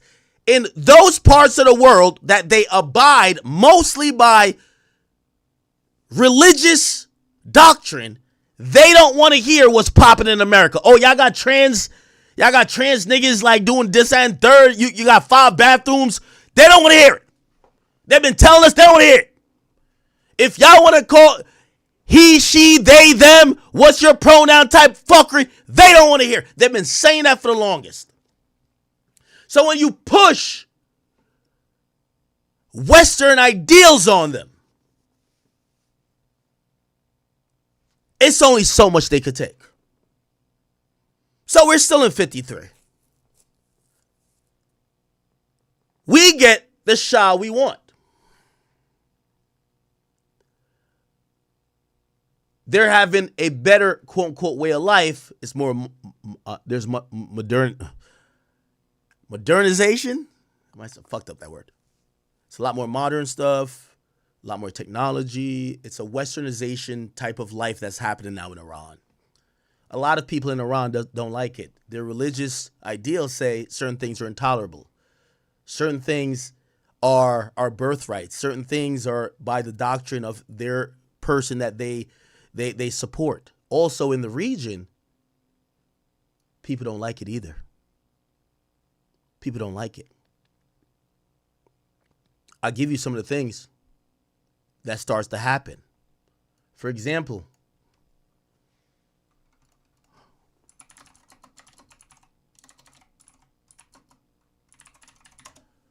when was Israel founded? Israel, the state of Israel, was officially established in 1948. I'm going to show you some of the differences between Iran and its Islamic neighbors. When Israel gets created or established in 1948, Iraq, Syria, Lebanon, Jordan, Afghanistan, all these other places say, man, fuck Israel, man. We ain't recognizing that bullshit. That's not man. Everybody refused to acknowledge Israel in the region, except Iran. Why? Iran, they're in bed with us. That's our homies. So if we fuck with Israel, they gotta fuck with Israel. What does that do? The regions or the countries around Iran is like, man, what's up with y'all? Like American bitches. Like, yo, what's up? Y'all like puppets. We're not fucking with y'all like that. It gets a little tense. It gets a little tense, y'all. It gets really tense.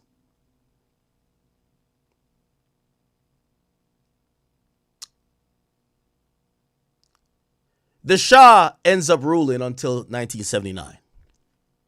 Essentially, Iran is cool with the United States. They rule on that particular Shah, okay? What was his name again? Shah Mohammed. Yeah, right here. He rules until 1979. I'll tell you why his rule gets toppled. Because, again, here's the inherent problem with a place like Iran. The people there are innately divided.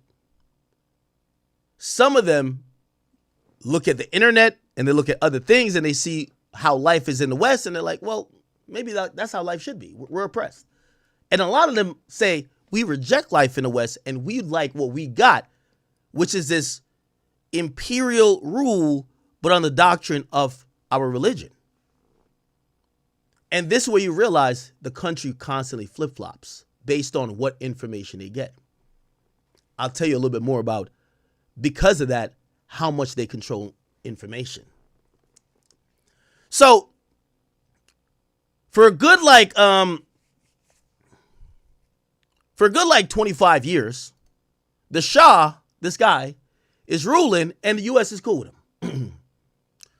But his people are starting to get upset. Even though they have Americanized like ideals that's starting to float in, they can't really start to protest. It was said that this guy had secret police that would make sure there wasn't political, disruption. And by the way, you got to remember, this is the thing with every like emperor or king. To some extent, you have to appease the people, and the people will get mad. And at some point, when you're the king, they will say they want the king dead, or they want a new king. And how you get rid of the old king, you got to kill him. So this is why the only monarchs that last now are like, for example, when you think about the UK, the prince, but the king and the queen don't do nothing. They have enlisted a parliament to run the country. They have saved their royal bloodhood, and they keep monarch power that they could overstep when they want to, but they kind of create a checks and balances with the parliament, which the people could vote. So they save royal bloodhood. It's going to last forever. As long as them kings and queens keep having kids, there's always going to be a king of England. But they give a parliament. Oh, yeah. Which is basically like, hey, that's y'all like Congress, but we still run the Congress. We just won't usually say nothing because we're going to go with the people. The people get less mad about that because they feel like they're making the decisions. But in most other places where it's a dictatorship or this and third, I could definitely specifically point to Cuba.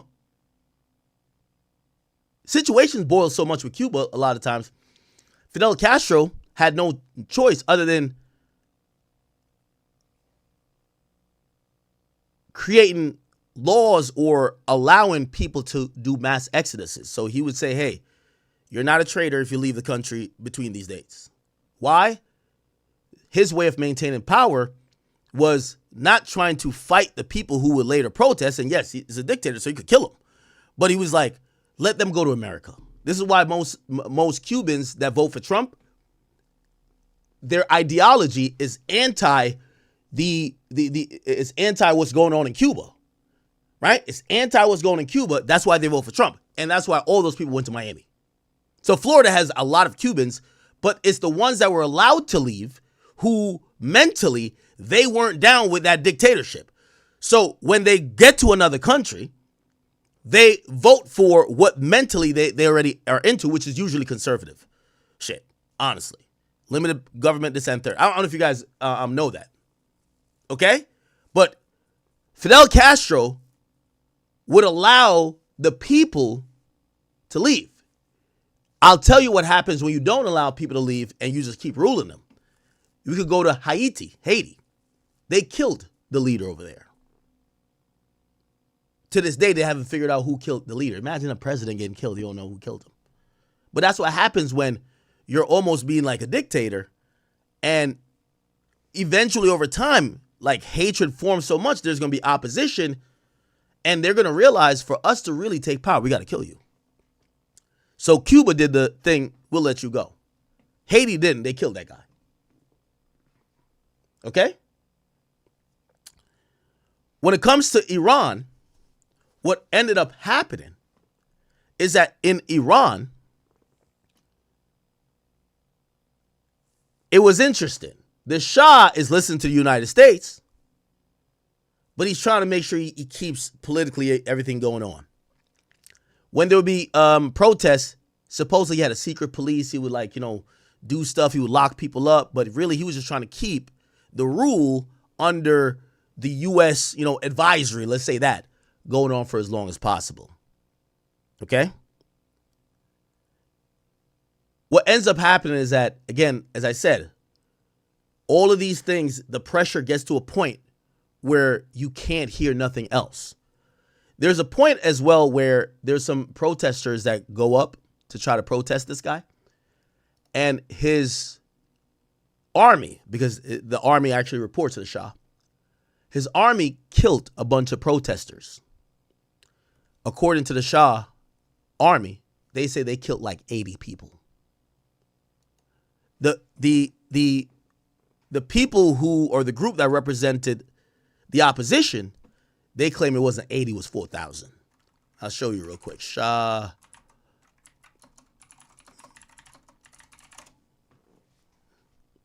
So on September 1978, Black Friday, under him, they opened fire on demonstrators in Tehran.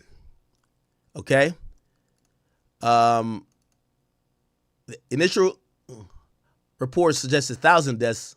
Modern estimate says between 64 and 100 people. Okay, so they're saying the opposition was gassing. Regardless, people protesting got killed. Now, you have to imagine people's livelihoods are at stake here, people. Like, they're upset. They're fucking upset. And what ends up happening is that the protests get bigger and bigger. The opposition gets stronger and stronger. And this guy is forced to flee Iran. He's forced to flee Iran while all of these protests are going on. Later on, they try to have a good excuse for him. They claim he had cancer and that he was going to get treated. And ironically, where did he go? The United States. But he basically got ran out of his own country. That's it. We're getting to the good stuff. Don't worry. So who took control? Now, the person who took control is someone named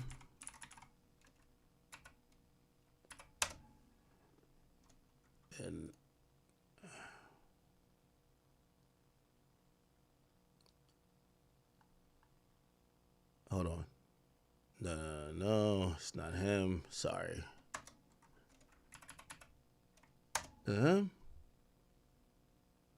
Okay.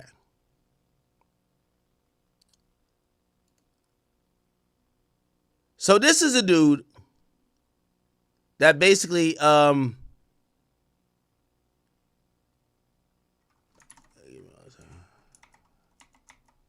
okay. This is the guy who we now find out who just got killed. He took control, essentially. Okay? Since 1979. So the Shah, they ran him out of the building. Get him out of here. And the person who stepped up for the opposition was this guy named Khomeini. I'm probably fucking up his name. He became the supreme leader of Iran from 1989 until his assassination this year. So essentially, for 37 years, he has ruled. For 37 years, he has ruled Iran. Let me give you a little bit difference. And again, I'm keeping it on the surface level. It gets a lot deeper here. This guy isn't a Shah. He's considered a supreme leader. And a supreme leader in how it's considered in Iran is the supreme leader of the Islamic Revolution. Okay? It's the head of state and the highest political and religious authority.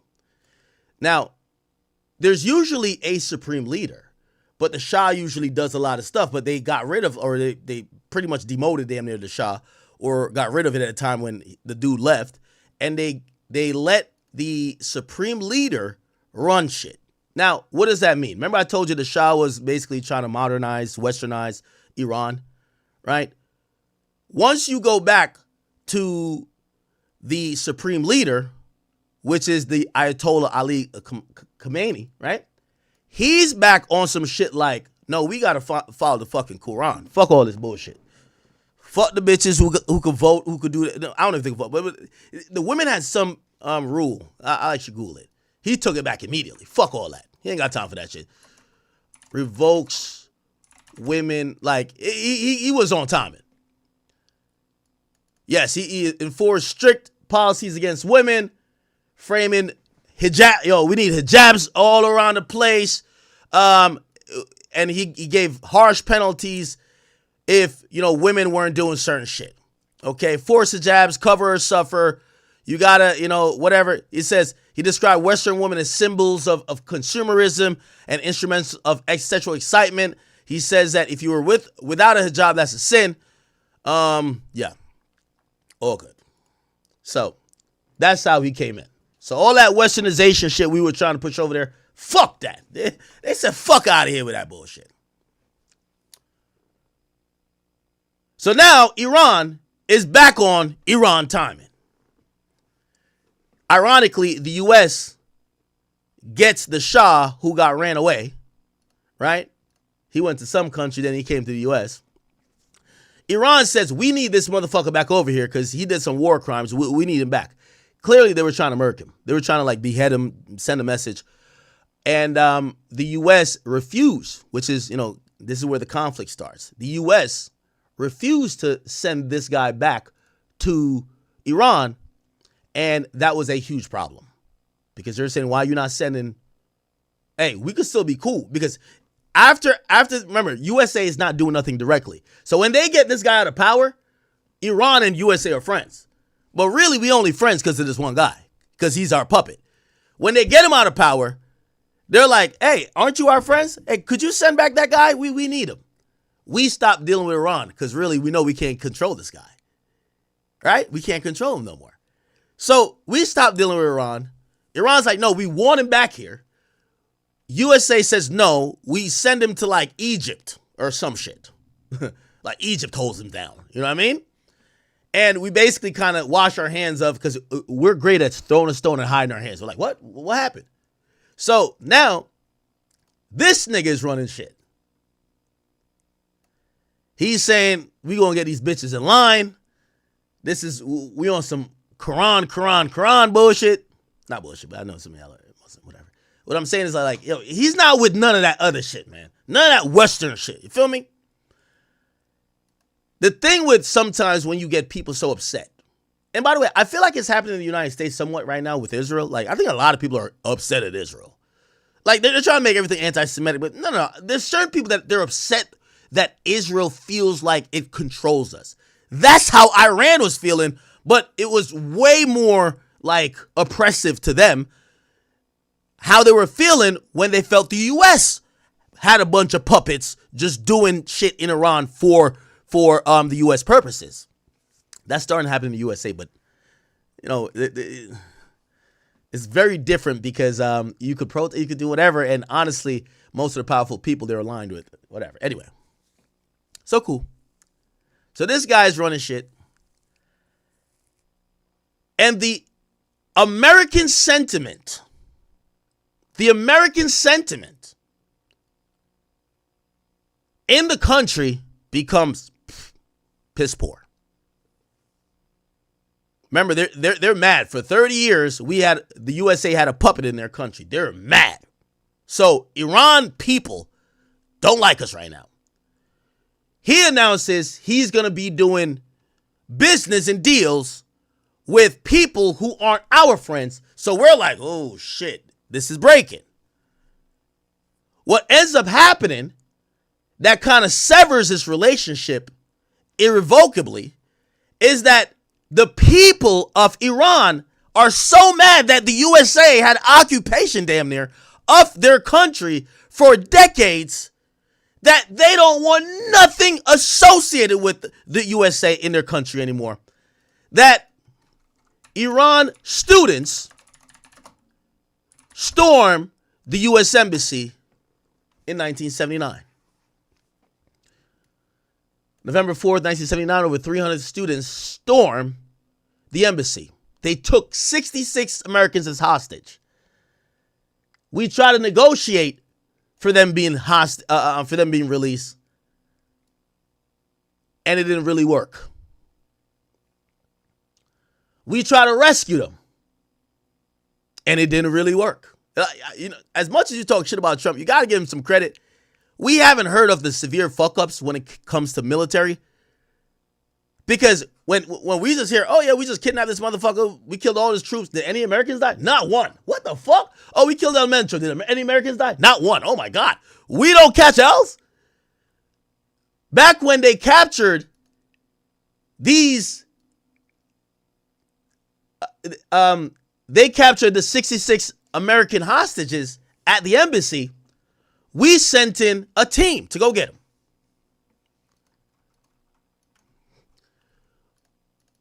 Our plane crashed before it could get there. We ain't get them. So we failed. Helicopter crash. Iranian hostages. Just put rescue. Yeah, this is what it's called. Operation Eagle Claw. We went to go get them. It was ordered by Jimmy Carter. It was a Delta Force, blah, blah, blah. As they prepared, okay, so here we go. Planning preparation, you see all this shit. And essentially, here we go. All right, it's too much words. Let me chat GPT, come on. Operation Eagle Claw, Iran crash. It'll tell us here. Thank you for AI. So we send in a mission, and it ended in disaster at a remote site called Desert One in Iran after the helicopter failure and intense sandstorm. We weren't prepared for the terrain over there. The helicopter collided with a refueling aircraft, and it killed 8 of our servicemen. Okay? After that, we basically aborted mission. The mission was aborted, and there was 5 bodies left behind. We left 5 helicopters and even 5, well, not 5, but classified documents. It was a failure. A failure. By the way, that's the reason why we got SOCOM afterwards, because we realized we need special operations, mission type of stuff, and we weren't prepared for it at the time. So we lost, or we called L. Eventually, they did return the 52 people. Okay? The 52 people did get returned. They were returned willingly. But it was mostly because, again, Iran and the United States, we're the bullies, but like we've been playing this interesting game. We can't act like we're innocent and just bully him when we could. There's proof that we've fucked with their elections. But we've overthrown their government. We've done mad different things. Okay? We had bombed one. There's mad different things happening, so we can't play victim. So when it comes to hostages, we got to play it different. We can't beg him either. And we can't threaten war because whatever. So what ends up happening is that around that time, the U.S. starts to back their neighbor. Their neighbor is Iraq. And we start backing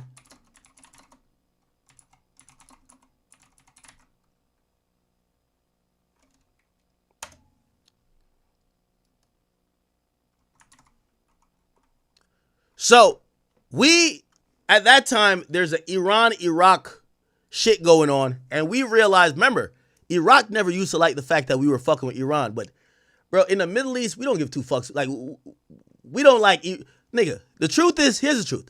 You ever seen the joke where you ever seen the joke that Dave Chappelle said? Be like, yo, Coke and Pepsi try to offer me a deal. He's like, yo, basically, nigga, Coke and Pepsi taste the fucking same. I don't give 2 fucks. Whoever got the money, I'm gonna go with.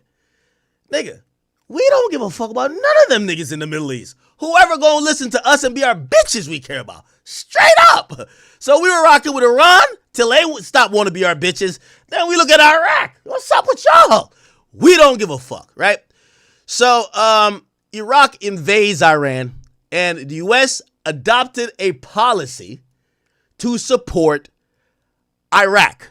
So we started supporting the niggas who's beefing with our former homies. Remember, when we were fucking with them, Iraq was scared. Iraq ain't even like it. Like, man, you fucking with them American niggas. I don't like that shit. But when they stopped acting like they cool with us, all right, yo, Iraq, what's popping with y'all? All these motherfuckers broke anyway. So, like, they're like, oh, shit, yeah, no, we'll fuck with y'all. So we helped Iraq and gave them billions of dollars worth of economic aid, technology, because we want to fuck up Iran. Because Iran at this point, they're trying to make themselves the center of the Arab or the Arab world, but they're doing it in a way where they're like, fuck Western or America ideals, we're going back to Islam, nigga. You feel me? Yeah, all right. So anyway, we gave him helicopters, all type of shit. Let's get to, okay, here we go. However, this designation was removed, Of particular interest for contemporary Iran relations is a conspiracy alleging that U.S. actively encouraged Iraqi president. Come on. I don't even know if that's a conspiracy anymore. We encouraged Saddam Hussein to invade Iran following the Islamic Revolution. Proponents of the theory, particularly Arab world, asserts that there's evidence that the U.S. government have greenlit Saddam's intention to launch a campaign, but no direct documentary proof. Okay. So essentially, we start supporting their neighbors. All right? Iran, y'all on some bullshit? Fuck it. We cool with Iraq now. Fuck y'all niggas. We cool with Iraq. That's what we doing. Iraq is the homies. We rock with them. Right? Chat, this shit is bullshit. No, we ain't say China broke. Like, we saying these, it's not even broke, honestly. It's like, we're just more powerful than them, right? Like, all their resources, like, we have.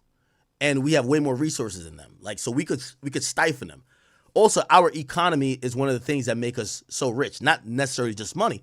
Because if we ever tell the rest of the world, if y'all fuck with this one country, it's called sanctions. You fuck with this one country, we won't fuck with y'all. People will stop fucking with that country. You could starve them. You could bleed them. We did that to Cuba. You ever go to Cuba? Cuba don't have a modern car to save their life. Cuba has antiquated technology because we put embargoes and sanctions on them to say if anybody works with Cuba, you'll never work with the United States. So people, we're going to pick United States or Cuba. So Cuba is on our side of the world, but they got old cars from the 60s. You think you're going to find a G-Wagon in Cuba, nigga? You think your little Hyundai going to work there? Your little Cybertruck? No, nigga. We fucked them up. That's power. Anyway. So now y'all are getting it. Right? So the U.S. starts supporting Iraq. Let's fuck them up over there. Okay?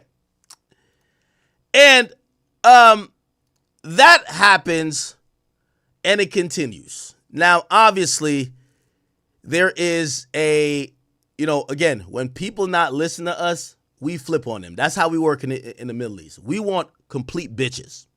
We don't want nobody thinking for themselves. We want complete bitches.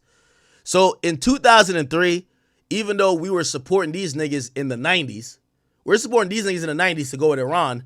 In 2003, we say, fuck Iraq too. Fuck Iraq. Fuck them niggas over there, right? So we went from working with Iran for like decades. Then they want to switch up to about it like, yo, they don't want no Western rule. Like, what you mean on no Western rule, nigga? All right, fuck you then. We over here with Iraq. Then Iraq is basically on some shit like, they're cool with us. We're giving them money, supplying them, teaching them how to kill niggas. Yeah, fuck up them Iran niggas for us. That lasts for 10 years. And then we got to get it done. Now, this happened in March 2003. Now, according to the president, George W. Bush at the time, it said that we had to disarm Iraq of weapons of mass destruction. Now, this is where some of the things you might care about come into play. There's this idea of weapons of mass destruction. And remember I showed you this map once again, chat? Here's the map. We're the United States here. Canada, that's our bitch. Mexico, that's our bitch. And over here, these are hoes. Nobody fucks with us in our hemisphere. Over here, they got all type of problems. All type. They got like, a lot of genocide going on in Africa. A lot of, it's a lot of like infighting. That's been going on for generations and generations. Up here, they've went through not only world wars, but they've went through a lot of regime understanding and border respectful with territory, because now, everybody's like, the thing with Europe and even going into Europe and Asia is like, everybody's like kind of like right next to each other. Like you look at it, it's like if German was doing all these crazy things, well, they're kind of close to France and United Kingdom's right there. Then you got Denmark, Norway, and Sweden. Finland's right there. Romania's right there. Italy's right there. Spain's right there. Think about this. Portugal used to be a superpower in the world. So Portugal's here, Spain's here, United Kingdom's here. All those used to be superpowers in the world. France is this thing, and then Italy is whatever. So when you think about all of those things, you get to realize there is a lot going on. See, France at one point had a fascist. No, not France. Italy had a fascist leader, okay, Mussolini, and obviously there was the USSR, which is USSR used to be this region that's kind of like all over here, but it's not the whole Russia. It's kind of odd. I don't want to get into all that, but I'm trying to tell you the point. So we're at 2003. I'm getting there. Don't worry. So 2003, Bush tells us this is after 9/11, right? Keep in mind, 9/11 happens. All them little terrorists, them little bum-ass niggas over there was like, oh, fuck all that. I don't care what you say, nigga. Like, them niggas was on some shit like, yo, we only knocked your towers down because y'all fucking with us. And, like, a lot of what they were saying was leave us the fuck alone, right? Type shit. But we were saying, nah, y'all are doing blah, blah, blah, blah. We not, like, it was kind of odd, right? But that's their thing. They're like, yo, we're doing this. Like, we got to bring terror onto y'all for y'all to realize that what we're doing, we're fighting holy wars. So we keep hearing this thing about the holy war. All right, nigga. So once that happens, we the U.S., we're like, all right, y'all want belt? All right, fuck it. Belt it is. Who want belt first? Afghanistan. Belt. Caught him. Belt. Straight up. So we give Afghanistan belt. We're looking around. Who else want fucking belt? Nobody fucks with the United States. We're giving out belt as a motherfucking breakfast treat. Who else want belt? Any other country that buck, Pakistan, they realize they full on bitches. So they're like, no, we don't want belt. All right, well, play nice, nigga. They ended up working with terrorists later, but like under the ground, like, but nigga, we flew into Pakistan and killed Bin Laden. Like, so we bullying the scene now. So now y'all did 9/11. See, that's what I told you. If a bomb ever drop in Brooklyn, it's game over. Nigga, they knocked down 2 fucking towers in New York City, and we start applying instant belt. Belt galore. All right, Iran, what's popping with y'all niggas? Yo, matter of fact, we don't even like, hold up, man. I think y'all supporting because what happens is these countries, remember I told you, they're driven by religion. With religion, you always get the extreme portions of it. So you get these other groups that kind of pop up, and they're more extreme or radical in how they view religion in the world. And what happens is like, it's kind of like how people say with Trump and the Proud Boys, right? Like the Proud Boys, they're like racist niggas who fuck with Trump. Trump ain't gonna say fuck the Proud Boys. He gonna look the other way until they go too far, right? Supposedly. But it's the same thing with Iran and them places. Like they know like about the Taliban and all these other places. They be like, wait, what happened? Like that's the type of time they're on. So the difficult part of what the U.S. had to deal with, we got to go into these countries and say, yo, are y'all supporting or looking the other way while these fucking terrorist regimes are cooking up and infiltrating maybe our nation because now we feel vulnerable? Bomb the fuck out of Afghanistan. Anybody who's not giving us real answers, we're getting at. So we get to Iran and we get to, Iran already knew what's up. So we've been looking at them like, yo, nigga, we can't wait to fuck y'all niggas up for real.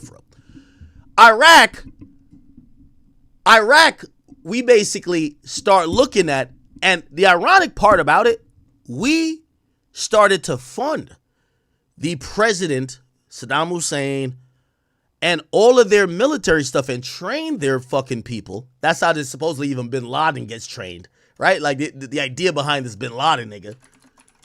You know, Bin Laden was a bum ass nigga who real. We gotta call these things what they are. Like Bin Laden was like a bum ass nigga that supposedly got trained by the United States. Right? Let me see. When did Bin Laden get... Okay, well, they're saying it's a myth. But, again, you're not going to see these things really come out, but the idea is that Bin Laden and them kind of got, some support. Just like you're not going to see with Elemental. Like, they got support previously. So now, when we support them, like, this is rule number 1 for America. if we giving you guns, we supporting you with your bullshit, it's for you to kill them other niggas. Like, bro, kill all them niggas you want. Don't ever bring that shit to Brooklyn and Manhattan, man, my nigga. Like, what the fuck? Yo, you can murder any of them niggas over there. You bring that shit over here, it's war. You feel me? So it's like, when they're doing all this Afghan shit, we don't give two fucks about what's going on in the Afghan. Nigga, like, good luck, nigga. Like, good luck. Peace out. We'll come through when y'all all dead and we'll grab y'all oil. Deuces. Straight up. That's how we taking it. So when these niggas is like a little bit, they're now advanced and they realize they got to strike at America because, you know, we the bullies. We start giving belt to ass. Afghanistan, you got to catch it.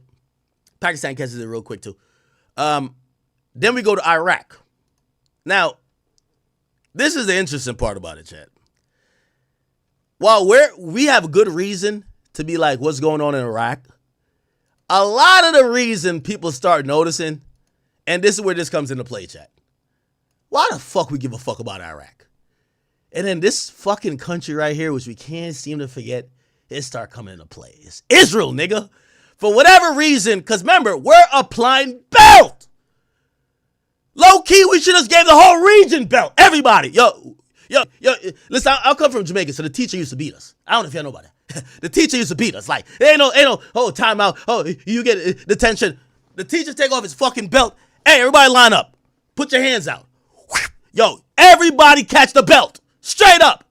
So what we really should do is giving everybody in the region a belt, but we start selective politicking. All right, well, okay, well, this person, fuck that. Anyway, the point is, Israel got some other shit going on in the region too. Remember I told you they never acknowledged Israel. So Israel got his own thing popping. And at that point, Israel, remember we armed these niggas in Iraq. It now becomes beneficial for us to disarm these niggas because they're getting too powerful in Iraq compared to what Israel got going on in the whole region. So what do they come to us with? We hear the infamous speech. George Bush, weapons of mass destruction. Oh my God. Y'all remember this bullshit?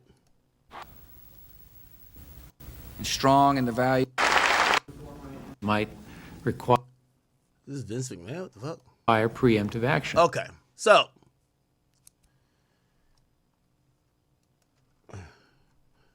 George Bush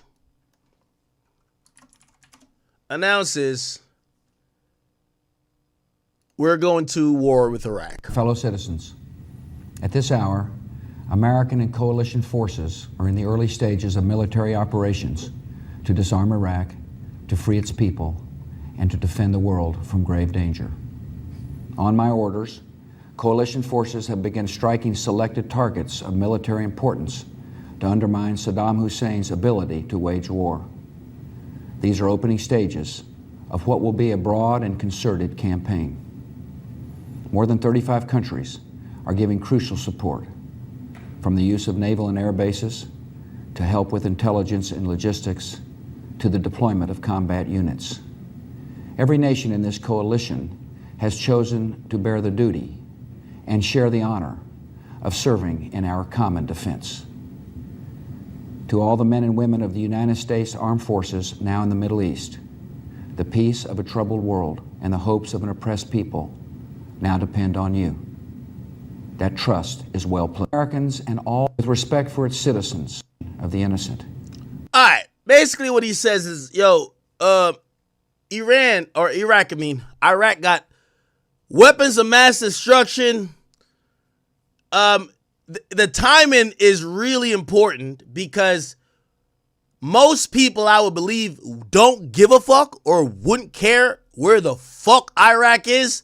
Nigga, this shit ain't Turks. Nigga, this shit ain't Dominican Republic. Nigga, this shit ain't Thailand where niggas can go get their lady boys. This shit ain't Jamaica. This shit ain't Mexico. This ain't, what the fuck is in Iraq? We don't give a fuck about Iraq. So, it's important that 2 years after the attacks on 9/11, that we then call we are doing a war on terrorism, it looks like we're seeking out where terrorists are. Except the terrorist niggas are a bunch of towelhead bums. They can't do shit. Let's keep it a bean, man. Bunch of bum-ass niggas, man. We killed every single one of them, man. Them niggas on t-shirts. Let's keep it 100.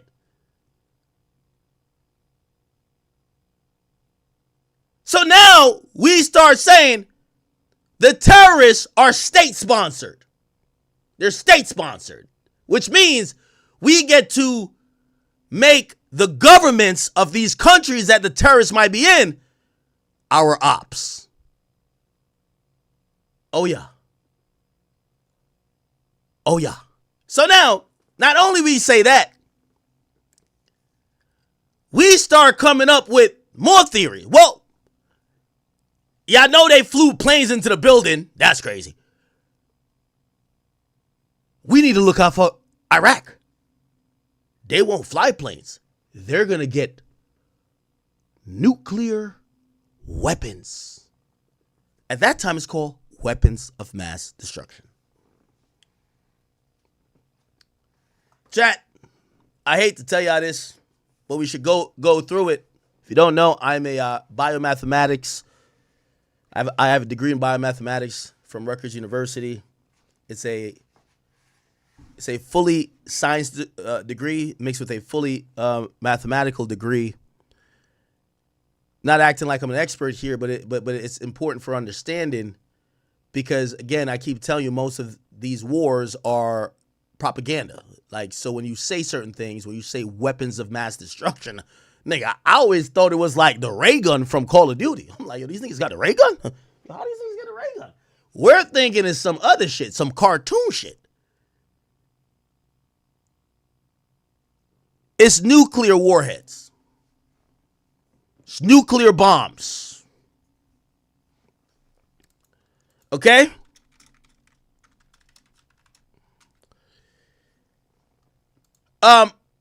To give you a short history and a lesson here that you guys could understand quickly, the reason why nukes are so not only prolific, but it's constantly the conversation. The United States dropped 2 nuclear bombs that historically changed the course of history. After Pearl Harbor, we dropped a nuclear bomb in Hiroshima. Now, the term atomic bomb is the same as the nuclear bomb. Okay? It's the same process and theory. I'm going to explain it to you simply. Not only did it kill about million people, the thing with a nuclear bomb compared to other bombs is that the after effects and the radiation caused by the bomb makes the place the bomb dropped and a huge radius unlivable to human life. If babies are conceived, people are born, or people keep living in that region, they will have severe faculty defects. Okay?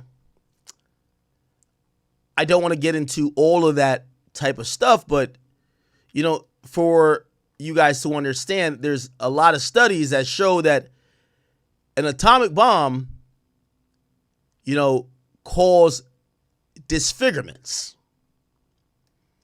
A bomb was dropped on Hiroshima and also on Nagasaki. Okay? The reason for these, it was prompted supposedly because of Pearl Harbor. Remember I told you they drop a bomb in Brooklyn? This world gonna look different. It's cool. Yo, we don't give a fuck about Tel Aviv and all these other places. Yo, they dropped one in Dubai. Who gives a fuck? Let one hit New York City and you see what popping out here, okay? So Japan did a military strike, a surprise one, on a naval base in Hawaii. Okay? Now, keep in mind, this is Hawaii, my nigga.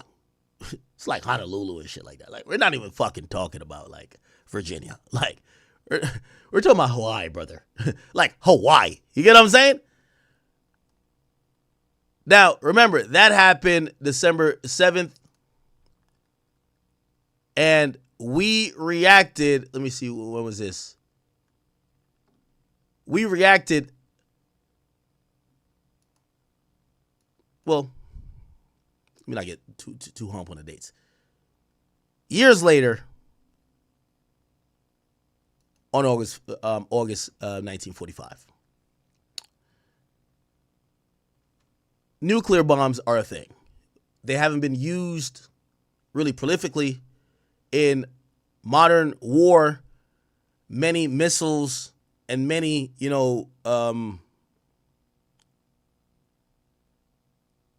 warheads are not nuclear for a particular reason.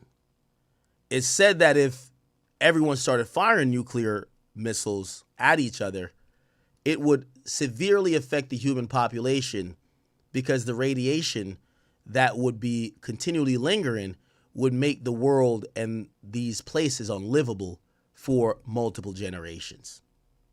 Okay? All right. Give me 1 second. Wait, did I fuck this up? Okay, no, I didn't. Okay.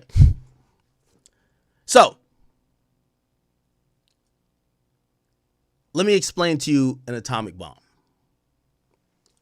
And an atomic bomb, that's a nuke. That's what we call it now.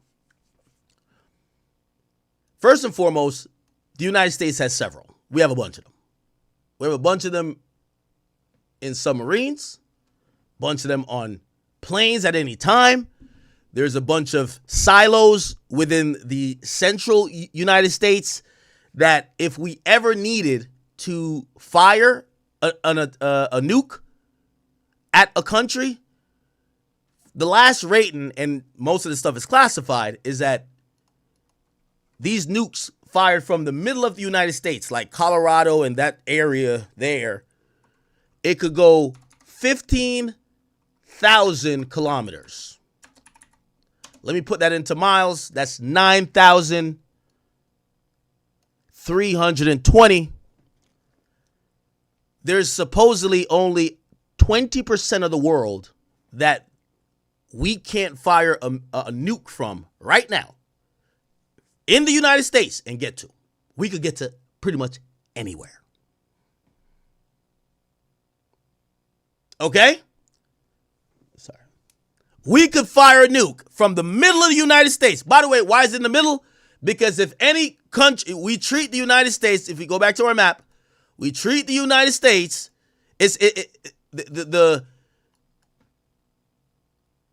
where our nukes are, is in this region. So, like, basically, nigga can't just pop up at the beach in North Carolina and get to our nukes. You know what I mean?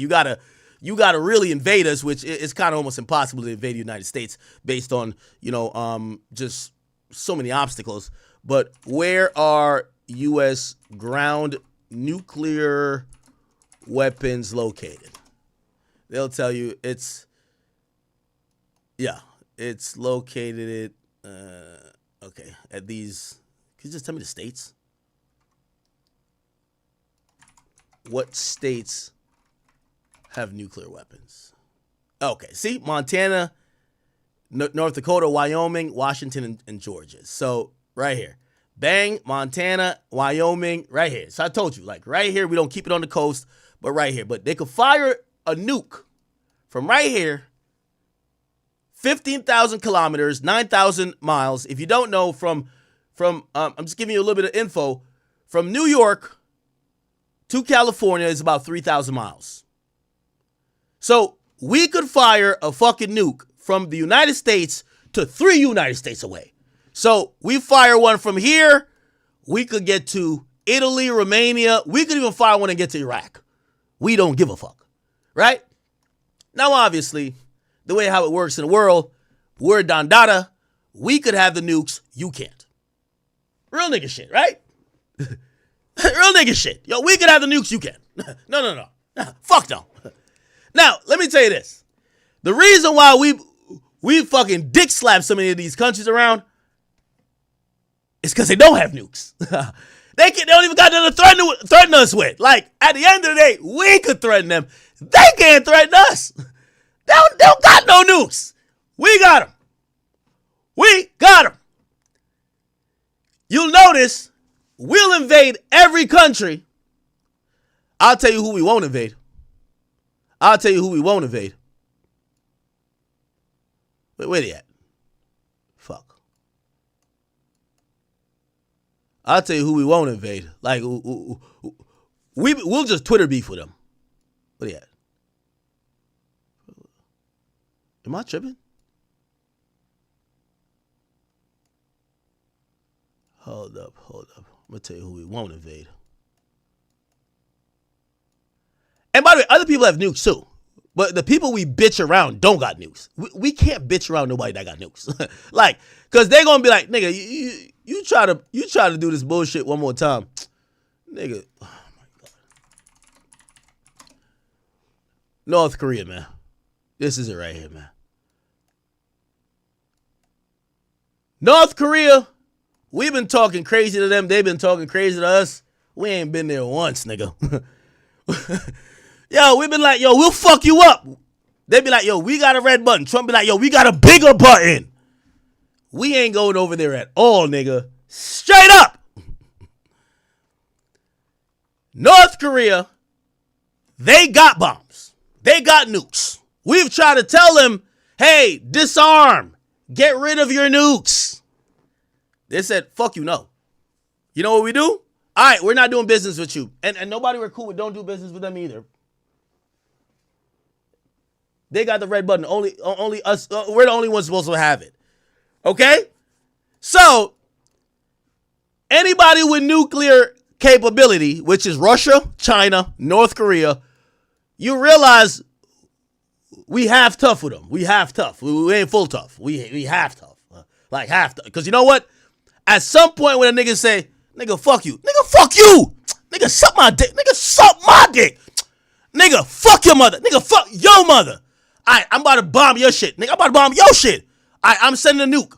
Nigga, I'm sending one to... Oh, my bad. I wasn't familiar with your game. My bad. So really, when niggas don't got nukes, nigga, y'all pussy. We just gonna make sure you never get nukes. That's the point. We just make sure you never get nukes. So we are bullies. Like, our thing is, we can't let nobody get nukes but us. Nigga, look at this. Look at this. How many nuclear weapons does the U.S. have? Nigga, we have 5,000 nuclear warheads, nigga. We over here stressing that somebody gets one. Chat, we got 5,000. We don't want them pussy niggas to get one. Just think about it. We got 5,000. Yo, let one of them say, all right, we'll get rid of our nukes if you get rid of yours. Shut up, pussy. You can't tell us shit. The fuck? Imagine Iraq says, all right, we'll get rid of our nukes if you get rid of yours, USA. Shut up, bitch. Shut up. You can't tell us nothing, nigga. We run shit around here, nigga. Now, let me continue. And I'm going to go to Iran quickly, but let me keep with Iraq. I'm going to explain to you the technology used behind nukes and why, how prolific it is, how easy it is to get, how hard it is to get, and why now in the Iran thing, because this whole Iran thing kind of kicked off in 2018 after Trump pretty much ripped up like an agreement. I'll get to it. So, nuclear weapons. There was a scientist, forgot his name. I'll look it up. What scientist invented the atomic bomb? Okay. Yes. J. Robert Oppenheimer. Okay. He was essentially the father of the atomic bomb. I don't want to get too scientific here with you guys, but again, I'm a science major, but I'm going to try to make it very understandable to you. Let me see. What? I just want to make sure I was right. Okay, great. Okay, so cool. So,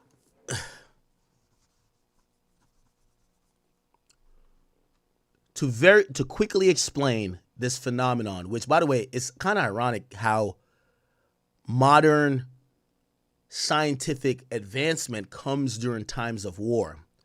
When the countries were in a arms race and they were trying to find the best weapons. Of course, you were having people saying, well, we could have chemical weapons. We could do this. Someone came up with an atomic bomb. I'm going to explain it to you. But first, because I am a science guy, I got to bring up something you may have not seen since school, which is the periodic table. Now, the periodic table, okay?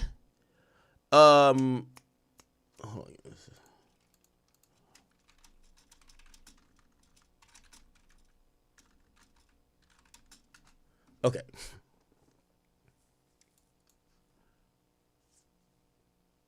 All right. So this is a periodic table. Again, y'all may have not seen this for a while. I'm going to explain to you so many things in one. Don't worry. I'm not going to make it too complicated. This is a periodic table. You guys don't have to care much about it, but the very concept is these are pure atoms, right? An atom is basically, as it would be depicted, it's not really that, like a circle of, the very essence of everything, gas, matter, liquid, anything, and solids, whatever. And the atoms that are on the periodic table, you would have to combine atoms to make things. Like, for example, when it comes to oxygen, right, that we breathe, it's two of these. So it's two oxygen, O2. It's two oxygens combined together, and that creates the gas that we breathe and we can live through, right? When it comes to water, it's H2O, which is, for example, two hydrogens mixed with a oxygen, and that's the liquid that we need to, drink and survive, right? Interesting. Not going to get too much into it. By the way, there's a lot more we could get into later on, even when, I don't know if you guys think about life on potential other planets. Some of this stuff is so fascinating. When you think about, like, say, a submarine actually creates water and air, which is so crazy. It creates water and air. It creates drinking water and air underwater. This is why they could stay. Like, you ever seen a submarine? It don't bring a water tank, and it don't bring air. They could create, so underwater, they could create water and air by fucking around with the electrons, not electrons, but with the atoms, and doing some processes. One is electrolysis, and the other one is, it's electrolysis to create both. But they take water, that's seawater, and they could separate that and create oxygen that becomes breathable. Then they could separate, it's already water, but they could do certain things to make the water, which is seawater, it's a little bit different composition, make that drinkable. So underwater, they could extract air out of water, which is fucking phenomenal, right? Okay. Yeah, I'm not trying to get too complicated, but I'm trying to, give y'all a little bit of some good shit. So not only that, which also we'll get to nuclear power because nuclear power runs submarines too. But at the very basis of what nukes are, initially it was a bomb. And the idea was, let's get one of these atoms, and I don't know if you've ever been in science class and you've seen like a reaction, like you put this compound and this compound and they fucking react.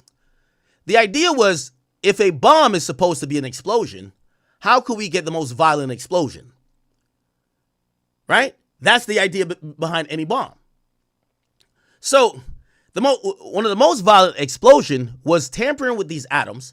And what became really important is it's listed as 92 on the periodic table. Let's find it. And 92 is here. It's called uranium. Okay? Now, uranium is a very important atom that they realize, number one, there is uranium that's a natural mineral in the Earth's core. So if you mine enough, you could get uranium. Okay? When you have pure uranium, you could undergo a process where, again, I'm not trying to get too complicated, and there's two types of it. You could get an isotope of it was 235, but whatever, where you throw neutrons at it. And if you guys don't know, again, I'm giving a little bit of a chemistry lesson here too. An atom, whether it be hydrogen or uranium or oxygen, it's made up of three things. It has a core, there's a nucleus, right? That contains protons and neutrons. And then there's an orbit of electrons. Together, it's stable because the electrons, if there's 15 electrons, there's 15 protons. Protons are positive, electrons are negative. It makes this thing a stable thing. Usually, to create a reaction, you have to remove a proton or electron, usually electrons, because those are the things that's not in the nucleus, and you could trigger a reaction. I know, I feel like I'm like going too much like Rutgers with y'all, but that's pretty much how you create a reaction. What they realized with nuclear, a nuke or a bomb or atomic bomb, if you get uranium and you put them together and then trigger a bunch of sequential reactions by throwing or putting together a lot of neutrons there, what will end up happening is that essentially it will trigger a very wild but a extreme reaction that in terms of war is a bomb. It's one of the most extreme reactions. So once you get that, that becomes the core of how a nuclear bomb is made. Okay? Now, ironically, just to give y'all some context, these days people have taken that, and that's what I'm saying, good things come from war. The idea of a nuclear bomb or atomic bomb is what's powering these AI joints now, because people are creating nuclear reactors. So when you do a nuclear bomb, a nuke, you do all of these, like, it's a chain of reactions and it blows up and kills 250,000 people. But if you slow it down, because it's just energy, that's what it is. When these things happen, it's a release of energy. When the release is so quick, it's a bomb. When the release is really slow, you could actually table it and you could actually use it for electricity. Ironic, right? So essentially, the same technology or the same thing that's used for nuclear power plants is actually what people use for nuclear bombs. It's just used differently, right? And subsequently, even now, like, most of our submarines are ran through a nuclear reactor, which is going to slow down that reaction, that it doesn't turn to a bomb, but that it turns to heat, and that heat is then electricity. Okay? I feel like a teacher now. I kind of am. All right. Which ironically, people still have had fear. There's Chernobyl. That was a nuclear reactor that actually melted down, and it did a lot of shit, killed a lot of people actually, but whatever. People are a little bit better with the technology, and anyway, that's how nukes are used. So we now have nuclear power plants, but the idea of nukes still use the same formula, which is use uranium and put it in a way that you could have a reaction if you want to make a bomb really quickly, if you want to power millions of houses really slowly, and that's how powerful it is. Why did I give you that lesson? Because for me to give you that lesson is for me to try to help you understand and explain a little bit away from the propaganda that the government has given us. Even back then in 2003. And yes, I was just like you, where I'm like, well, they said weapons of mass destruction. But if you understand that for you to get a nuke, you need this actual rare mineral, right? You need uranium, and you need it to be pure. Very pure. Actually, the purity factor is 90%. It's not easy to get. It has to be mined for whatever. There's a lot of moving parts. And it's just not the uranium. There's a whole thing for a nuclear bomb. Why am I saying that? I'm saying that because it kind of seems unreasonable, or it doesn't seem feasible that if we know how this bomb is created, why would we think niggas got it that don't have the parts to make it? Do you get what I'm saying? Iraq didn't really have the parts to make it. Were they looking into it? Yes. They didn't got the parts. It's like saying a nigga got a car, but he don't got the wheels and he don't got no engine. What does he have? That becomes the problem here. So that's where we get some propaganda shit.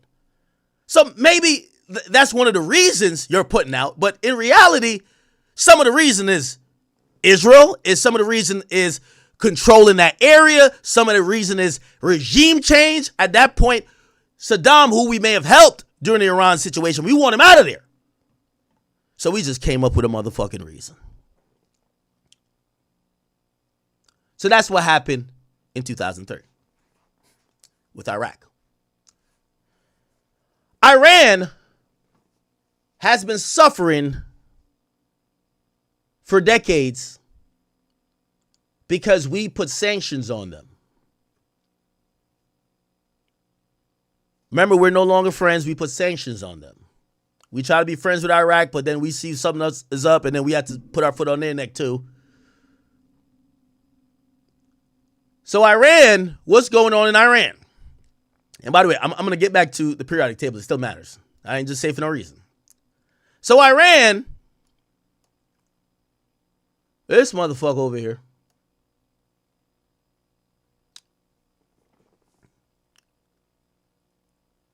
Iran is suffering. They can't do business. They got oil. They can't sell it to many people.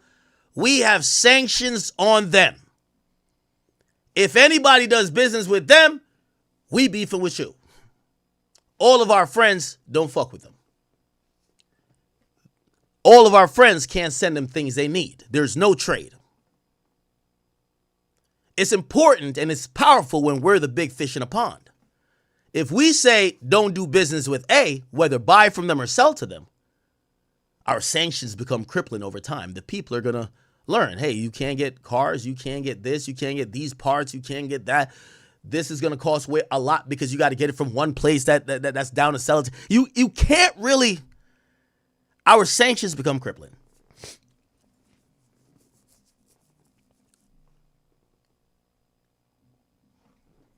This is my man, Myron. I know I said Myron. Myron. Yeah, I see you're talking about Iran. Yeah. Listen, you want to hear it? Listen, because I had to become damn near a little semi-expert. I've been studying shit for 2 days to explain to these motherfuckers. I told them, I said, yo, listen, I'm not big into world politics, but I'm a good storyteller. So I'll get enough info to tell the story, but... What you, bro, if you want, I can hop online and we can discuss it if you want. Oh, no, of course. Hop on right now. I'm on Discord. All right, give me a sec. I'm gonna fire up my stream and we'll cook. All right. I bet. All right, I'll be right on. Cool. Okay, so cool. I'm gonna make this a little bit shorter because I know Myron's gonna come on. He's gonna give us some good game. So, Iran is in this interesting, like they're not doing good. We're starving them out. What ends up happening is that we come to a deal with Iran. Okay?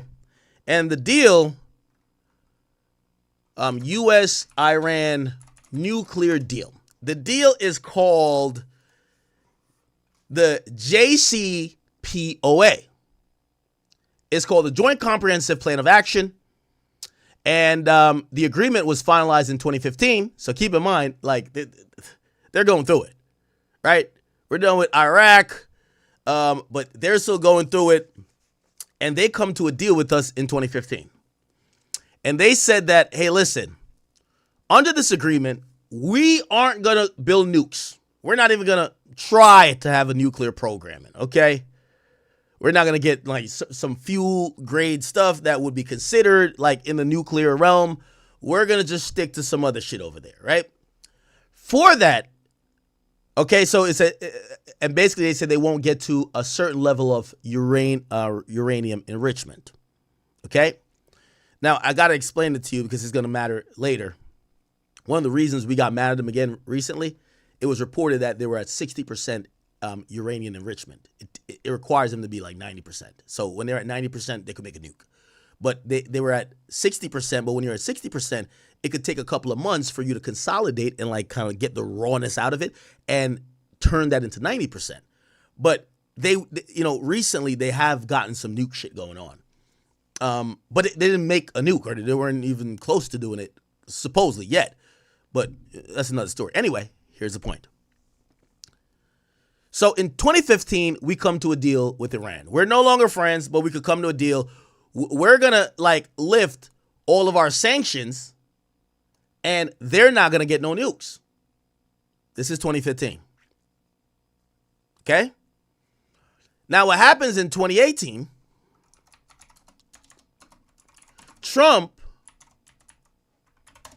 withdraws from the deal. He said it was a horrible one-sided deal and it failed to protect U.S. national security. He initiated by the reimposition with heavy economic sanctions. So he says, cancel the deal. We're back giving y'all sanctions. The country was starting to bounce back because they could do business again. But Trump declared that the U.S. would cease participation and impose more sanctions. Okay, he says it was defective at the core, saying that there was sunset clauses, which means that over time they could go back to doing the same shit.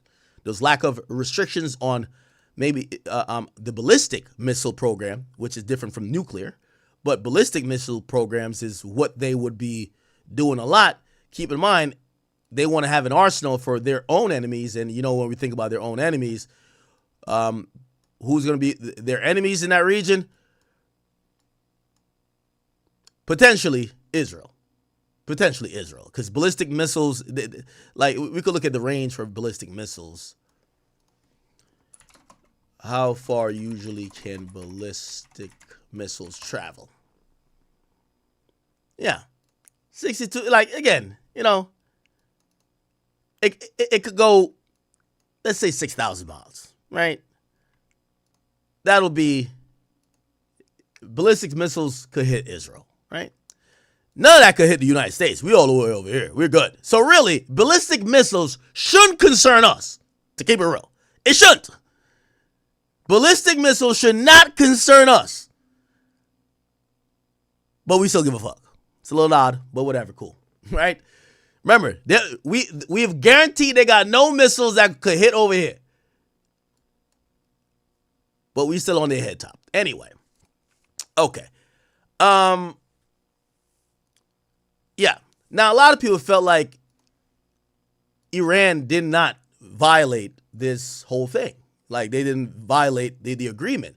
And they felt like Trump was being a little bit of a bully, right? And some other people felt like, now you're doing this for Israel, my nigga. Like, yo, bro, stop it. Like, cut it out.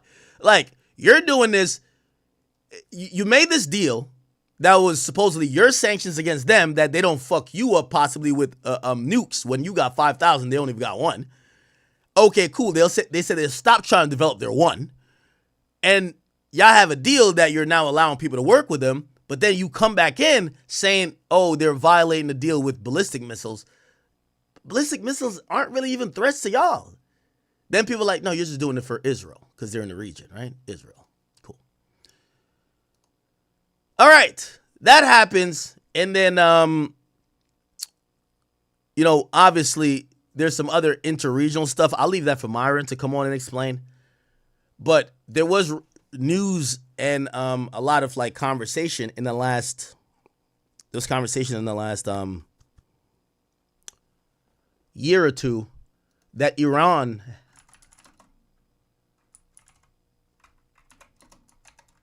that they had reached uranium enrichment of 60%.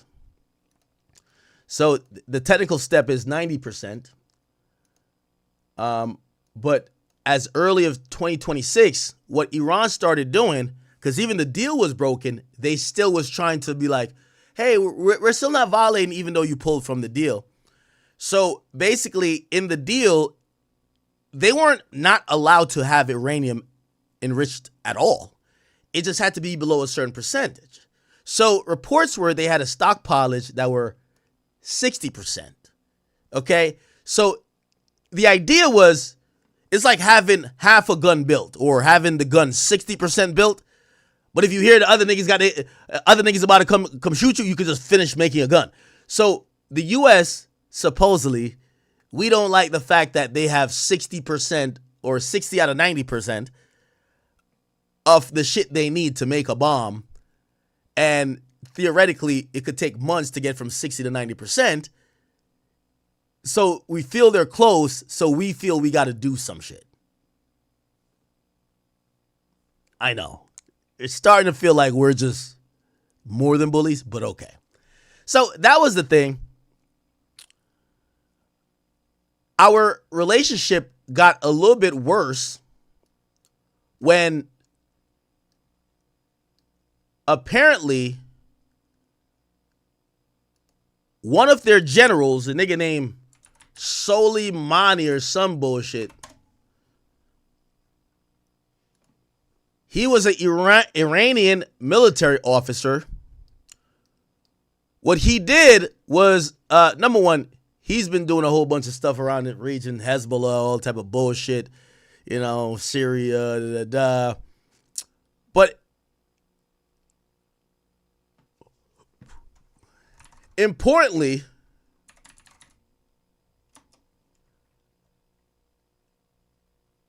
he was designated terrorist in 2005, and importantly,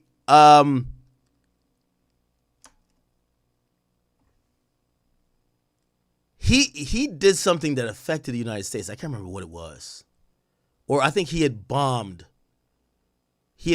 like one of the United States like bases or something like that.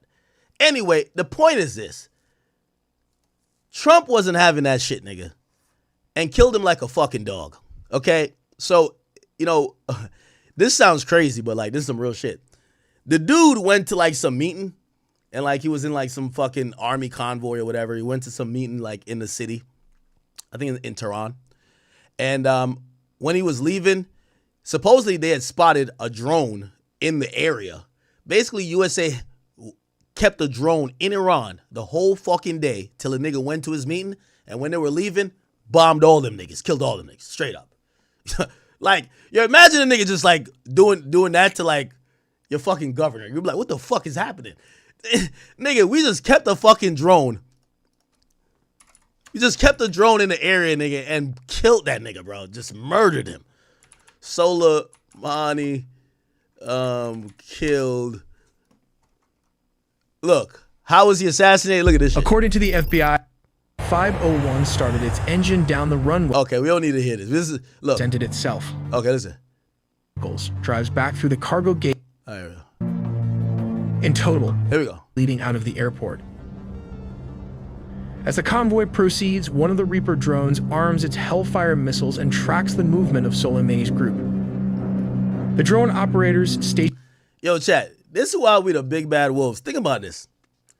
How you the leader of the fucking armed forces in that fucking country, and we got a drone tracking you, nigga? Like, how you that lit, nigga? You can't. Yo, bro, it's like, imagine you work for Apple and their head of security gets his iPhone hacked. Like, come on, bruv. Yo, how are you the military head and you getting tracked by drones, gang? So, yo, come on, look. Station in Nevada await the final order to strike. Yo. The vehicles are about. You know what the funny part about this? There's a nigga playing the PlayStation in Nevada that killed him. Wee. Yo, a nigga, he playing Claw. That's a nigga, the nigga who clapped him is playing the drone like eternity away. You see why these other countries don't want to fuck with us? about to merge onto the highway leading toward downtown Baghdad when the command. How you the fucking general and we follow you with a fucking airplane and you don't be like, what the fuck is that up there? Yo, what is that? What is that shit? Is given. We followed the nigga to his meeting. We escorted him straight up. Reaper drone fires 3 Hellfire missiles, 2 targeting the lead vehicle, which carries Soleimani and al-Mohandes, and 1 aimed at the following SUV. At 12:40 a.m., the missiles hit their targets with deadly precision, obliterating both vehicles and eliminating all of the occupants. In total, 10 people are lost their lives in the strike, including Soleimani, al-Mohandes, and 5 members of Iran's elite Revolutionary Guard. Following the successful strike, the drones immediately exit the airspace and their surveillance duties are taken over by 3 F-18 Super Hornets. Although the air traffic control tower requests that the fighter jets also leave the area, 1 Super Hornet remains on station to dock. Yo, we at their airport, nigga. Hey, could y'all American planes leave? Yo, this is our airport. Nigga, shut the fuck up, nigga. Nigga, we here, nigga. Shut the fuck up. We done smoked that nigga. We might smoke you next. Straight up. That's how we rocking. Yes. Nigga, we just, hey, request for y'all to leave our airspace. Nigga, eat a dick. Which carries Soleimani and al-Mohandes, and 1 aim. Clapped him. Including. Clapped him.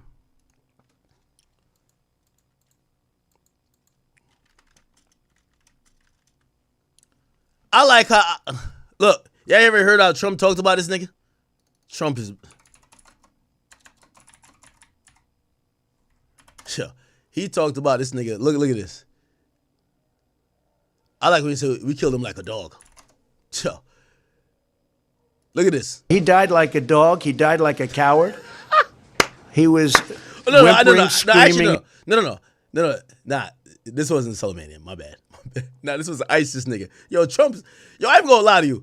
Yo, Trump better stay his ass in the United States when he get out of. Yo, they want this nigga dead. They want this nigga dead. Look, this was isolated. A great night for the United States and for the world. A brutal kill has violently been eliminated. Look at this. He died like a dog. He died like a coward. Oh, nah. All right, let's go to what he says, Soleimani. Big Trump, bro. Well, thank you very much and good afternoon. As president, my highest and most solemn duty is the defense of our nation and its citizens. Last night, at my direction, the United States military successfully executed a flawless precision strike that killed the #1 terrorist anywhere in the world, Qasem Soleimani. Soleimani was plotting imminent and sinister attacks on American diplomats and military personnel, but we caught him in the act and terminated him. Under my leadership, America's policy is unambiguous to terrorists who harm or intend to harm any American. We will find you. We will eliminate you. We will always protect our diplomats, service members, all Americans, and our allies. For years, the Islamic Revolutionary Guard Corps, and today we remember and honor the victims to start a war. I have deep respect for the Iranian people. They are threatened. We have all. All right, I like when he clown these niggas. I ain't gonna lie to you, bro. I nigga say he died like a dog, man. Straight up. Like, okay, anyway. Oh, you say he was a monster? Oh, I like that. Designated by President Obama. That was his much roadside bombs and all of an attack based on what they did. We weren't the Fed. I and my people, and we have a whole group of people, and as you see, they brought a lot of great representatives. That was when I. Nah, Trump's a straight gangster, man. I fuck with him. Now, granted, I know some of y'all, because y'all like your act, call my. Yo, I ain't gonna lie to you. I think Trump doing this shit for Israel. Straight up. I don't like it. But I'm American, gang. Like, what do you want me to do? Like, go switch sides? What the fuck? Nigga, we the winning team. Like, I don't like this shit. Yo, like, low key. Yo, we violating Iran right now, and it's straight for Israel. Like, bruv, I'm gonna keep it a bean. Like, this whole thing, oh, they had nukes. Man, stop it. We doing it for Israel. I don't like it. You shouldn't like it. But Israel runs the country. Like, Israel runs us. Like, you feel me? We can't do nothing. Like, that's it. So, you know what I mean? Fuck it. Like, bro, what do you want me to do? Like, go protest? What the fuck? Like, nigga, I'm with the winning team. Fuck all that shit. But I'll say that. Israel, 100%. We bombed them niggas for them. Now, here's the thing. Oh, okay. So, that's why we murdered that nigga. The Suleiman, no. So that's why we murdered their supreme leader. So remember, it's not only killing them. Like, we gangster. We could kill anybody in these little countries whenever we want. We want to kill them and make it seem like the people are picking their new leader. That's how a coup works. You can't force a regime in. Otherwise, you're going to have to do it via the military, and that actually becomes a military occupation. So you got to do it and kind of make them feel like they're doing it, right? So essentially what we doing, Trump is using certain words like, yo, take back your country. Why?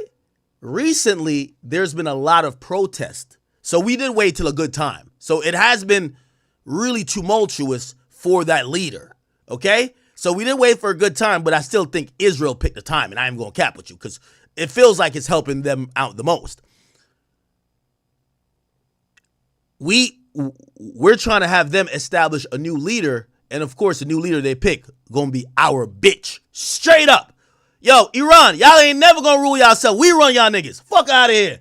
Let's keep it 100, man. Yo, we don't want no Iran running itself. Yo, Iran, like, yo, y'all dumbass niggas. We run y'all niggas. Facts. Iran, Iraq, all y'all niggas, we run y'all shit. Y'all keep acting up. Regime change. Act up again. Regime change. Act up. Man, man, change this shit. That's how we get down. I'm being honest. If the government can't listen to us and be on their hands and knees to suck our cock, we don't want them. We run shit over there. Fuck what y'all niggas got going on. That's what it is. We done kidnap a nigga. You know what they were saying? Man, it's easy for y'all to do that shit over there in Venezuela. Man, them niggas only got machetes. They don't got nothing. Man, y'all could do whatever in Mexico. Y'all can't come over here with this. Nigga, what? All right, kill that nigga right now. Nigga, you see how they killed that? They killed us. Look, how U.S. troops killed the supreme leader of Iran. Nigga, we dropped 16 bombs on the nigga, bro. Nigga, y'all gotta see this shit. We dropped 16 bombs. Like, how the fuck? If y'all knew, like, you know what I be thinking? If y'all knew we could drop 16 fucking bombs on y'all, why the fuck y'all even play? Chance for generations. For many years, you have asked for America's help, but you never got it. No president was willing to do what I am willing to do tonight. Oh, shit. Now you have a president who is giving you what you want. So let's see how you respond. President Donald Trump's message to the Iranian people today after joint U.S.-Israeli airstrikes on the country overnight. These new images released today from the Pentagon show the Trump administration in the Situation Room during Operation Epic Fury. Iranian state media is saying over 200 people were killed in the strikes today. Thanks for joining us here on this busy Saturday evening. I'm Alex Dieterer.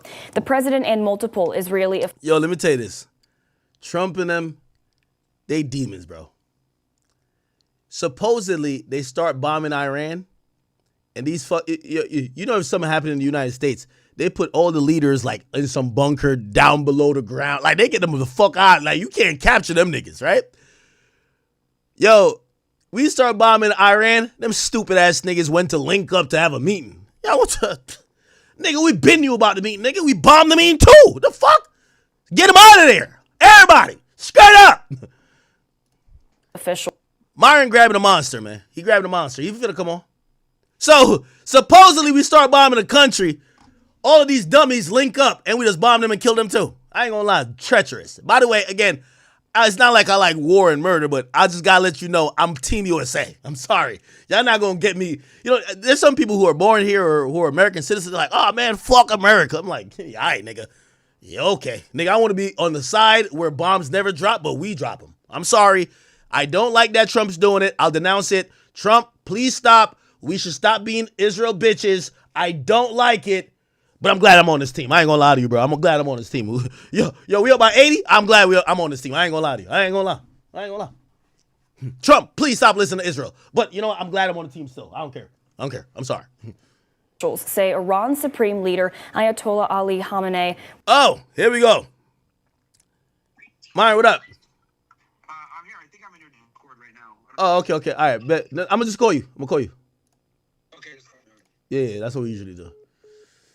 All right, we got Myron in the building. Oh, perfect. You see me? Yeah, I can see you. What, your mic is good right now? Holy. Yeah, I fixed everything. I should be good now. All right, hold on. Let me I'm gonna make sure you can see my thing too. Yeah, let me see if I could All righty then. Yeah, I can't see you, but oh yeah, it's because you're doing your OBS thing. Okay. Yeah, you should be able to see me now. Can you see me now? Let me see. Yep, I got you now. Yep. Okay, perfect. All right, cool. All right. Myron, we've been waiting for you. Hey, what's up, man? I'm happy to be here. Listen, you know, I try to, I know it's like really trying times and really important times, universally. We covered, you know, hip hop and culture here, but a lot of people were really interested in this. Some people got questions. Should they be worried in whatever city they're from?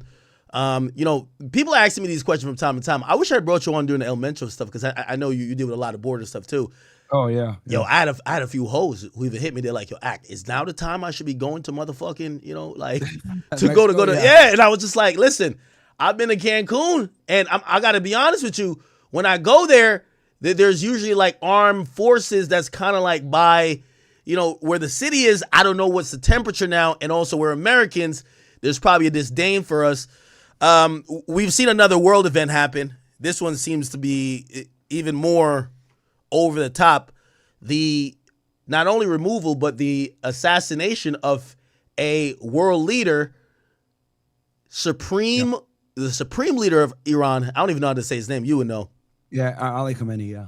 And then I'm now hearing that it's possible that his replacement may have also got clapped as well. I don't know if that's confirmed, but I've seen somewhere, which I'm like, yo, we're not going to stop until we get our guy in there, right? So everybody got to die until our guy get it.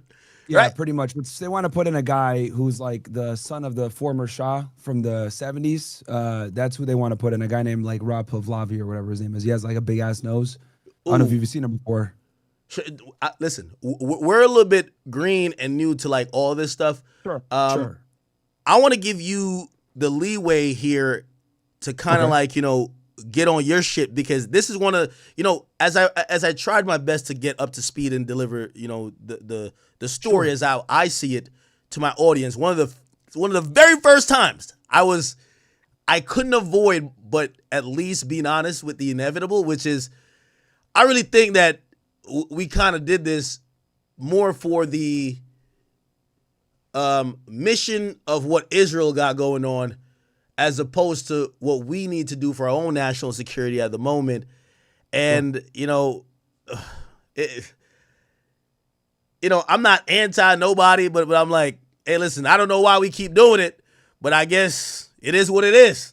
So from what you could see, I would like for you to kind of give like a breakdown how we got here so fast. What I came up with, you know, obviously the JCPOA was Trump got out of it in 2018. It was agreed on in 2015. He got out of it 2018. Yes. We're kind of getting word, it's because of the enrichment of uranium, which that's necessary for the making of bombs. But we're hearing there's a lot more other things that was kind of happening. Obviously, we did assassinate one of their generals. Yep. You tell me how we got here. Okay, so do you want me to go from, because I could go pretty in depth with this. Do you want me to start from October 7th? Because I would say October 7th, even though it's way longer than just that, but I would say October 7th is a good starting point. I don't know how familiar is your audience is with that. Isn't October 7th though a situation between Palestine and Israel that which some people feel like that was a really a terrorist attack? What does that have to do with Iran though? So, okay, so I'm going to share my screen real quick. And I got I was already typing some stuff up, getting some stuff ready for your audience. Okay. Because, they might not be familiar with all this stuff. But hopefully after I break this down for everybody, your audience will have a way better idea of Middle Eastern foreign policy. Because I'll be very honest with you guys. The American government lies a lot about this topic for obvious reasons. And you guys are going to see once I kind of get into it. So give me, let me one sec here. Let me go ahead and share. I got, a million things going on. Sound like you're in the war room. Yeah. So, okay. So let's start with the Middle East, right? Here's the Middle East, right? And I saw that you were showing this on your screen, right? Yeah. This is the region, right? Israel is right here, okay? Little small sliver of land, but this small sliver of land has created a lot of problems all throughout the world. I'm going to kind of go through it line by line. So first, let's identify what the axis of resistance is, okay? The axis of resistance is a group of different militia groups, essentially, or armies or countries that work alongside each other to combat the aggression of Israel and the West, the United States, right? Basically, Iran is the head of this snake of the axis of resistance, and they did this after watching many different Muslim countries, Arab countries, fall to Israeli influence and American influence, right?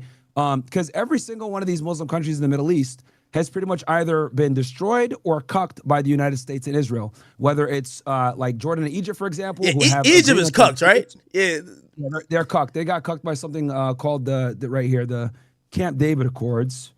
Okay, and this was a deal that was struck back in the 1970s between Menachem Begin, this guy's a fucking terrorist, and Anwar Sadat. But I won't go too much into all this other stuff. But what their audience needs to know for the purposes of this is that either every country in this region has either been destroyed or cucked by the United States or Israel. So, for example, Libya, destroyed. Gaddafi, destroyed. Egypt, cucked. We give them, they're like the second or third highest recipient of foreign aid because we pay them to play nice with Israel. Why? Because they have the Sinai Peninsula, there's Israel south. Then Jordan to their east. Let me ask you. We pay them also a lot of money. Let me ask you a question. And again, forgive me for anyone who, because I might be kind of throwing you off your spiel here.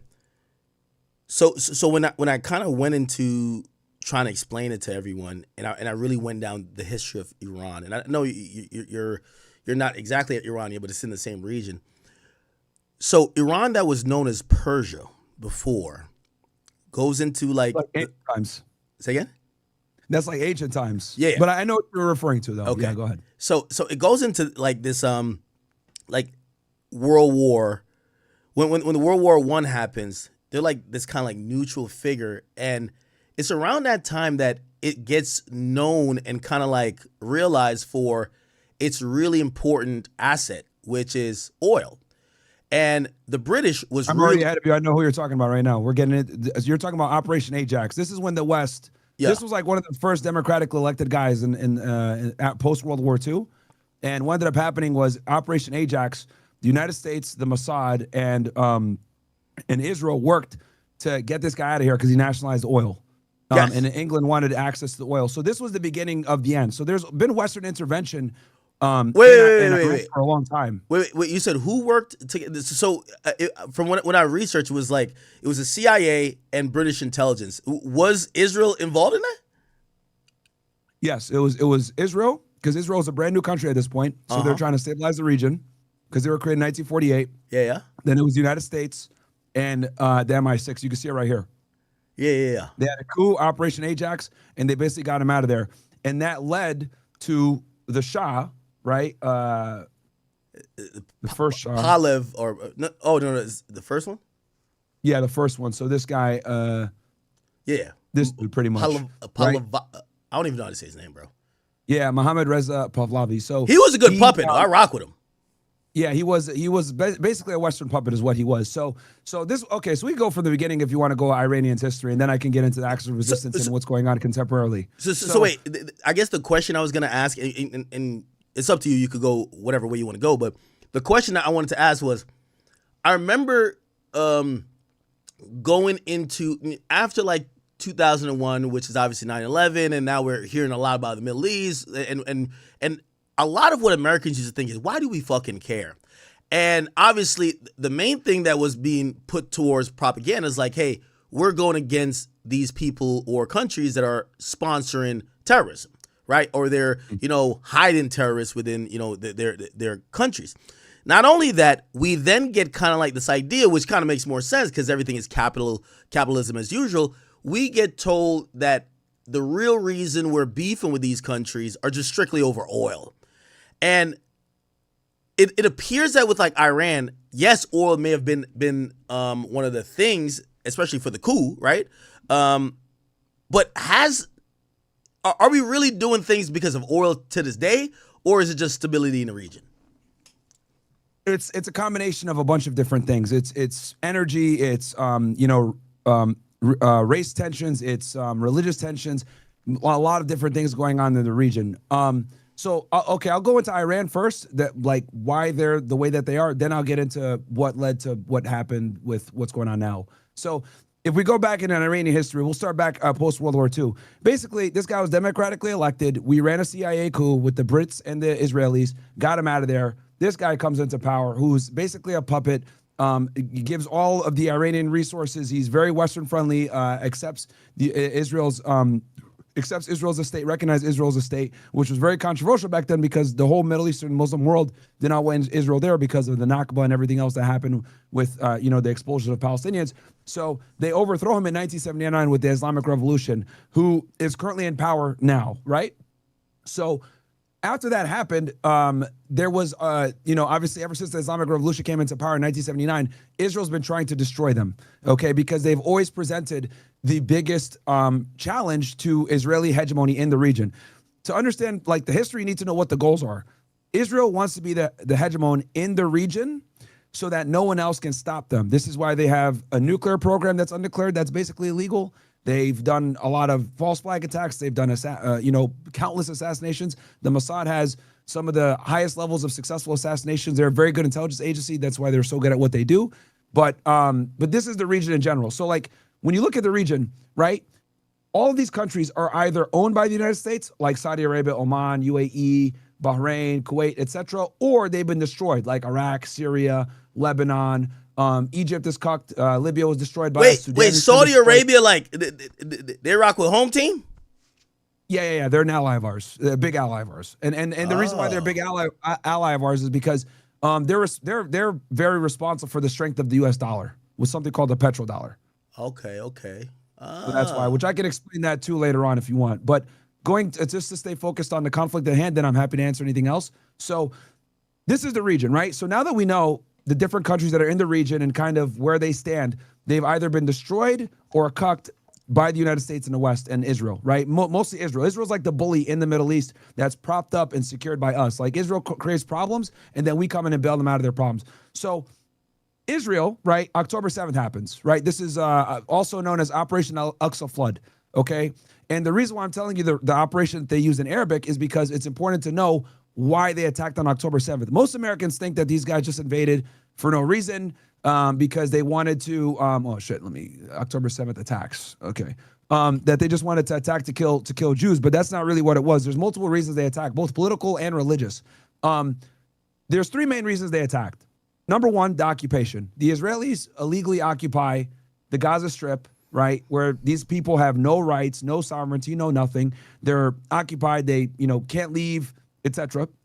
Then the West Bank up here, right? And these Israelis, right, have the West Bank right here, which they're building settlements on continuously as we speak. And it's been, the entire international community calls the West Bank settlements illegal. Like, they've been expanding it, forever.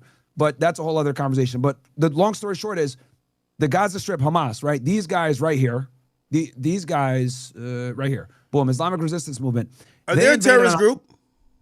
They are designated as a terrorist group. They were they're designated as a terrorist group by a woman named Madeleine Albright, and so was Hezbollah in 1997. Madeleine Albright's Jewish, which we'll talk about that as well. But that's another thing. So the October 7th attacks happened. So it's important for people to know why they attacked. Now, Western media will tell you, oh, they just attacked because they hate Jews, etc. Well, that's a part of it. Now, the main reason they attacked is because of the occupation, right? The Israelis occupied them. They tried to do peaceful protests in 2018, 2019. The Israelis were shooting them, killing them, etc., as they were doing the peaceful marches across on the border. And many different attacks and attacks of aggression, not just in Gaza, but also in the West Bank. Number two, the Abraham Accords. The Abraham Accords are basically a series of agreements between the United States, Israel, and Muslim Arab countries. And it's basically normalization, right? It's a normalization treaty. Many of the Muslim countries in the Middle East do not recognize Israel as a country because of what they're doing to the Palestinians. And many countries reserved recognizing Israel until they answer what's called the Palestinian question. And the Palestinian question is either A, you give them their own state, a two-state solution, or a one-state solution where you bring these people in and make them Israeli citizens. Now, the Israelis don't want to give them their own state because that would mean they would have sovereignty, they'd have a military, they'd have police, and the Israelis don't want to live next to the Palestinians and feel as though their security is being tested.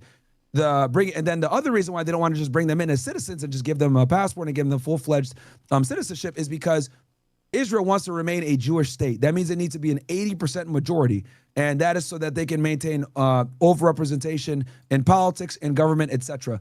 Palestinians basically have more children. They reproduce fat more. So what's going to happen is they know over time, if they were to bring in these Palestinians to Israel and make them citizens, they would lose power very quickly. So this is why they've not been able to answer the Palestine question. Now, what Israel's done instead is they've tried to use the United States as an intermediary, right, through bribing, foreign aid, military support, economic support, to get these different countries to recognize Israel without answering the Palestine question. And this is very important. Now, when October 7th happened, Saudi Arabia was set to meet with the United States to normalize relations with Israel. Now, why is this important? This is important because Saudi Arabia has some of the holiest sites in the religion, and they are a regional, they have a great deal of influence in the region because of the religious importance of the location. So, though Mohammed bin Salman, the leader of Saudi Arabia, said he would not recognize Israel until they gave the Palestinians some level of sovereignty, he was potentially flirting with meeting with them and talking with them about coming into the Abraham Accords, as well as many other Muslim countries.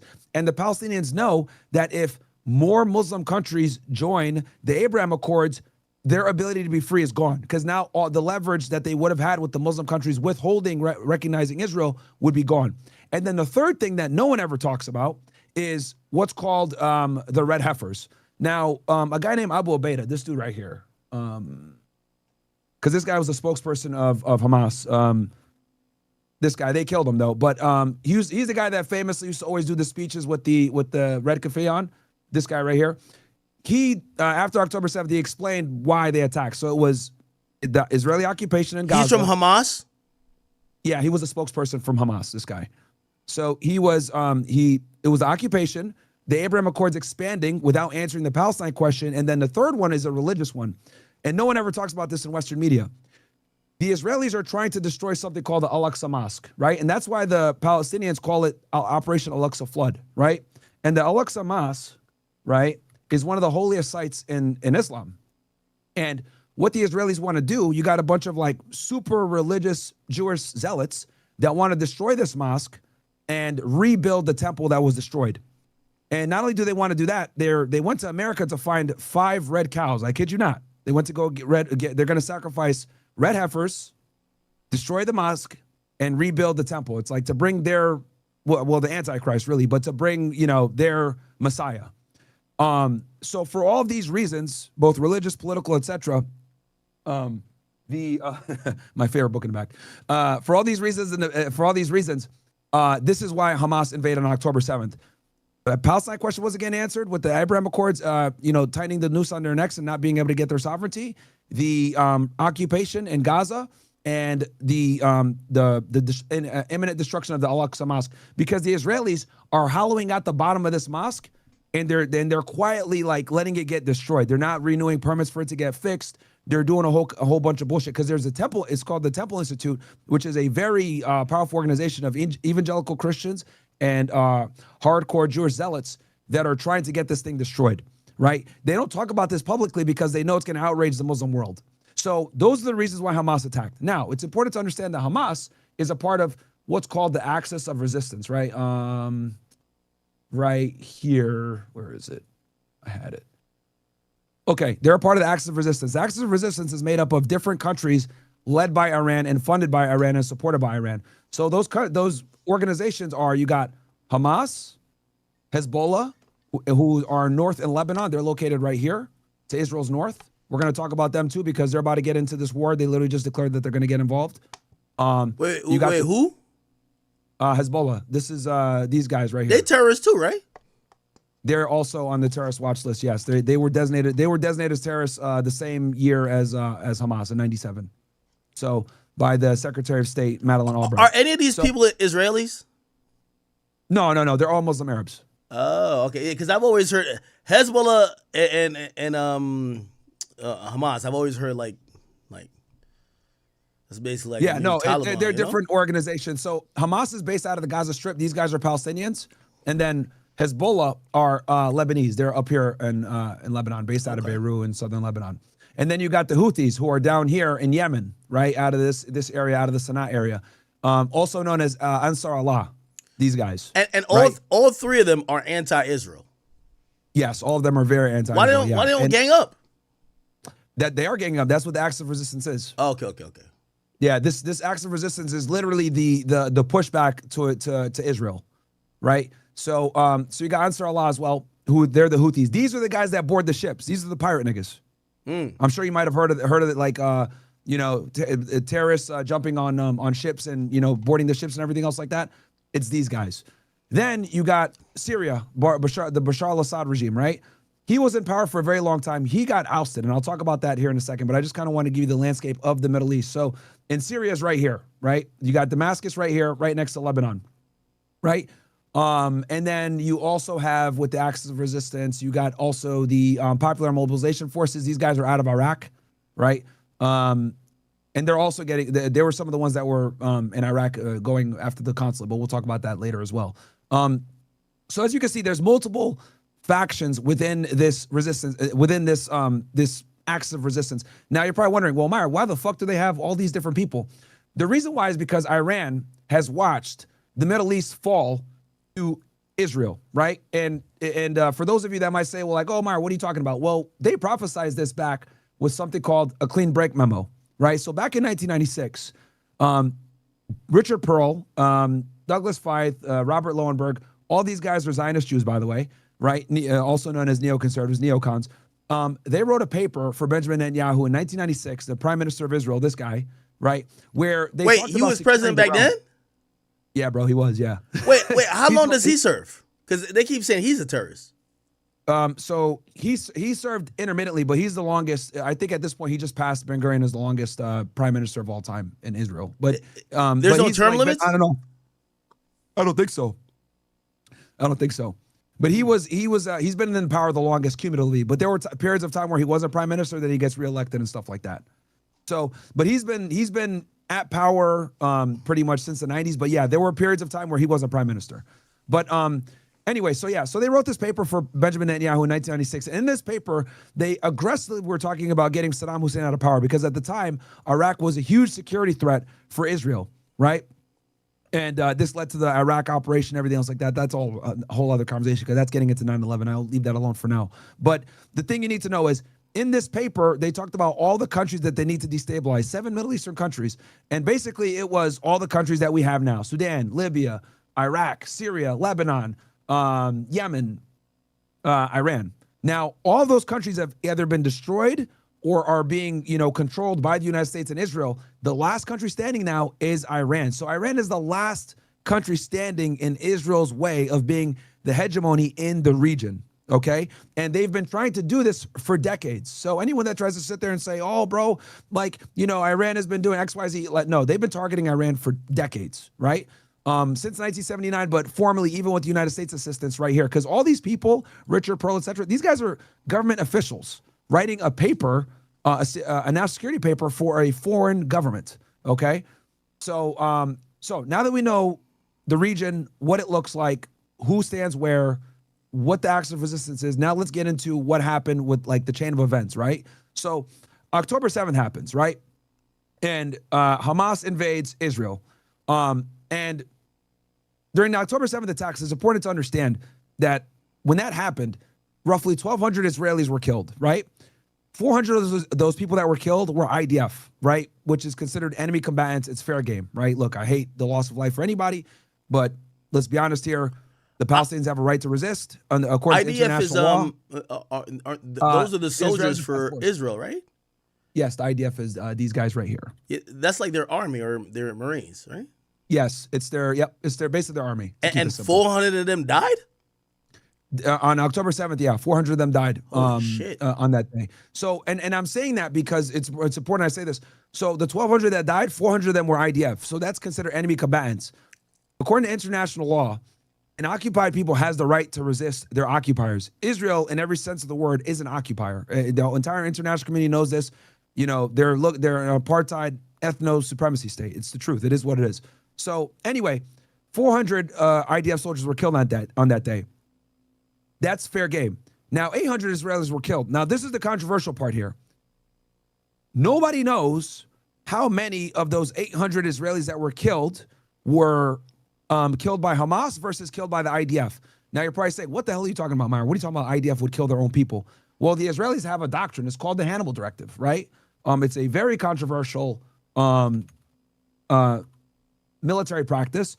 But what it does is it allows the Israelis to kill their own in the middle of a conflict to prevent them from being kidnapped. Wait, what? Right? Yeah. Yeah. Are you on YouTube? Yeah, we about to switch to Kick. And by the way, chat, I need everybody to go over to Kick. Oh, by the way, chat. This month, we're doing partial Kick exclusive streams. Shout out to Kick. You know, this is my people over there, but I need everybody to go over to Kick. We want to be able to keep it 100. We're keeping it 100 right now. You get me? And there's a reason why I'm using Wikipedia on purpose. Because, like, for all the people that say, Myron, what are you talking about, blah, blah, like, Wikipedia is run and moderated by Zionists. So if I'm giving you guys it from Wikipedia, you know I'm not fucking capping here. So yeah. Hold on. I need everybody real quick. I need all 10,000. We got 10K or actually 11K on YouTube. 4,500 y'all from the Academy. Kick.com/academics. And 6,300 y'all from King Academics. Please, kick.com/academics. We want to get into this, but we gotta get into the raw details, man. I've never heard some of this stuff. Yeah, and it's on purpose that you don't hear about this stuff, bro. Like they don't want you to hear about this shit at all. Let me know when you're ready, and I'll once you move everybody over. Yeah. Mods, please spam it. We're giving about 30 more seconds. Then we're gonna go to everybody Kick. Too. I'm on YouTube. I'll tell guys, get off YouTube, coming over to MyronGainesX.com/Kick. I'm on Kick as well, guys. MyronGainesX. So yeah, we're getting the fuck off YouTube, bro. Yeah, and shout out to Kick, man. By the way, Kick has told us. They said, chat. Kick got a challenge for us, and I'm gonna let you guys know on the later stream. But they say if we rock out and we could grow like how we've grown on Rumble, you know, they got some great stuff in store for us. So we're going to be trying to grow our platform on another platform, you know, one that kind of allows us to do much more stuff, which is Kick. But make sure you guys come over. Yes, we will still be on YouTube at times, and we could grow like how we... Yeah. Kick.com! Yeah, Kick for me, too. Yeah, mod, spam the Kick thing for me. I'm going to end Kick, too, right now.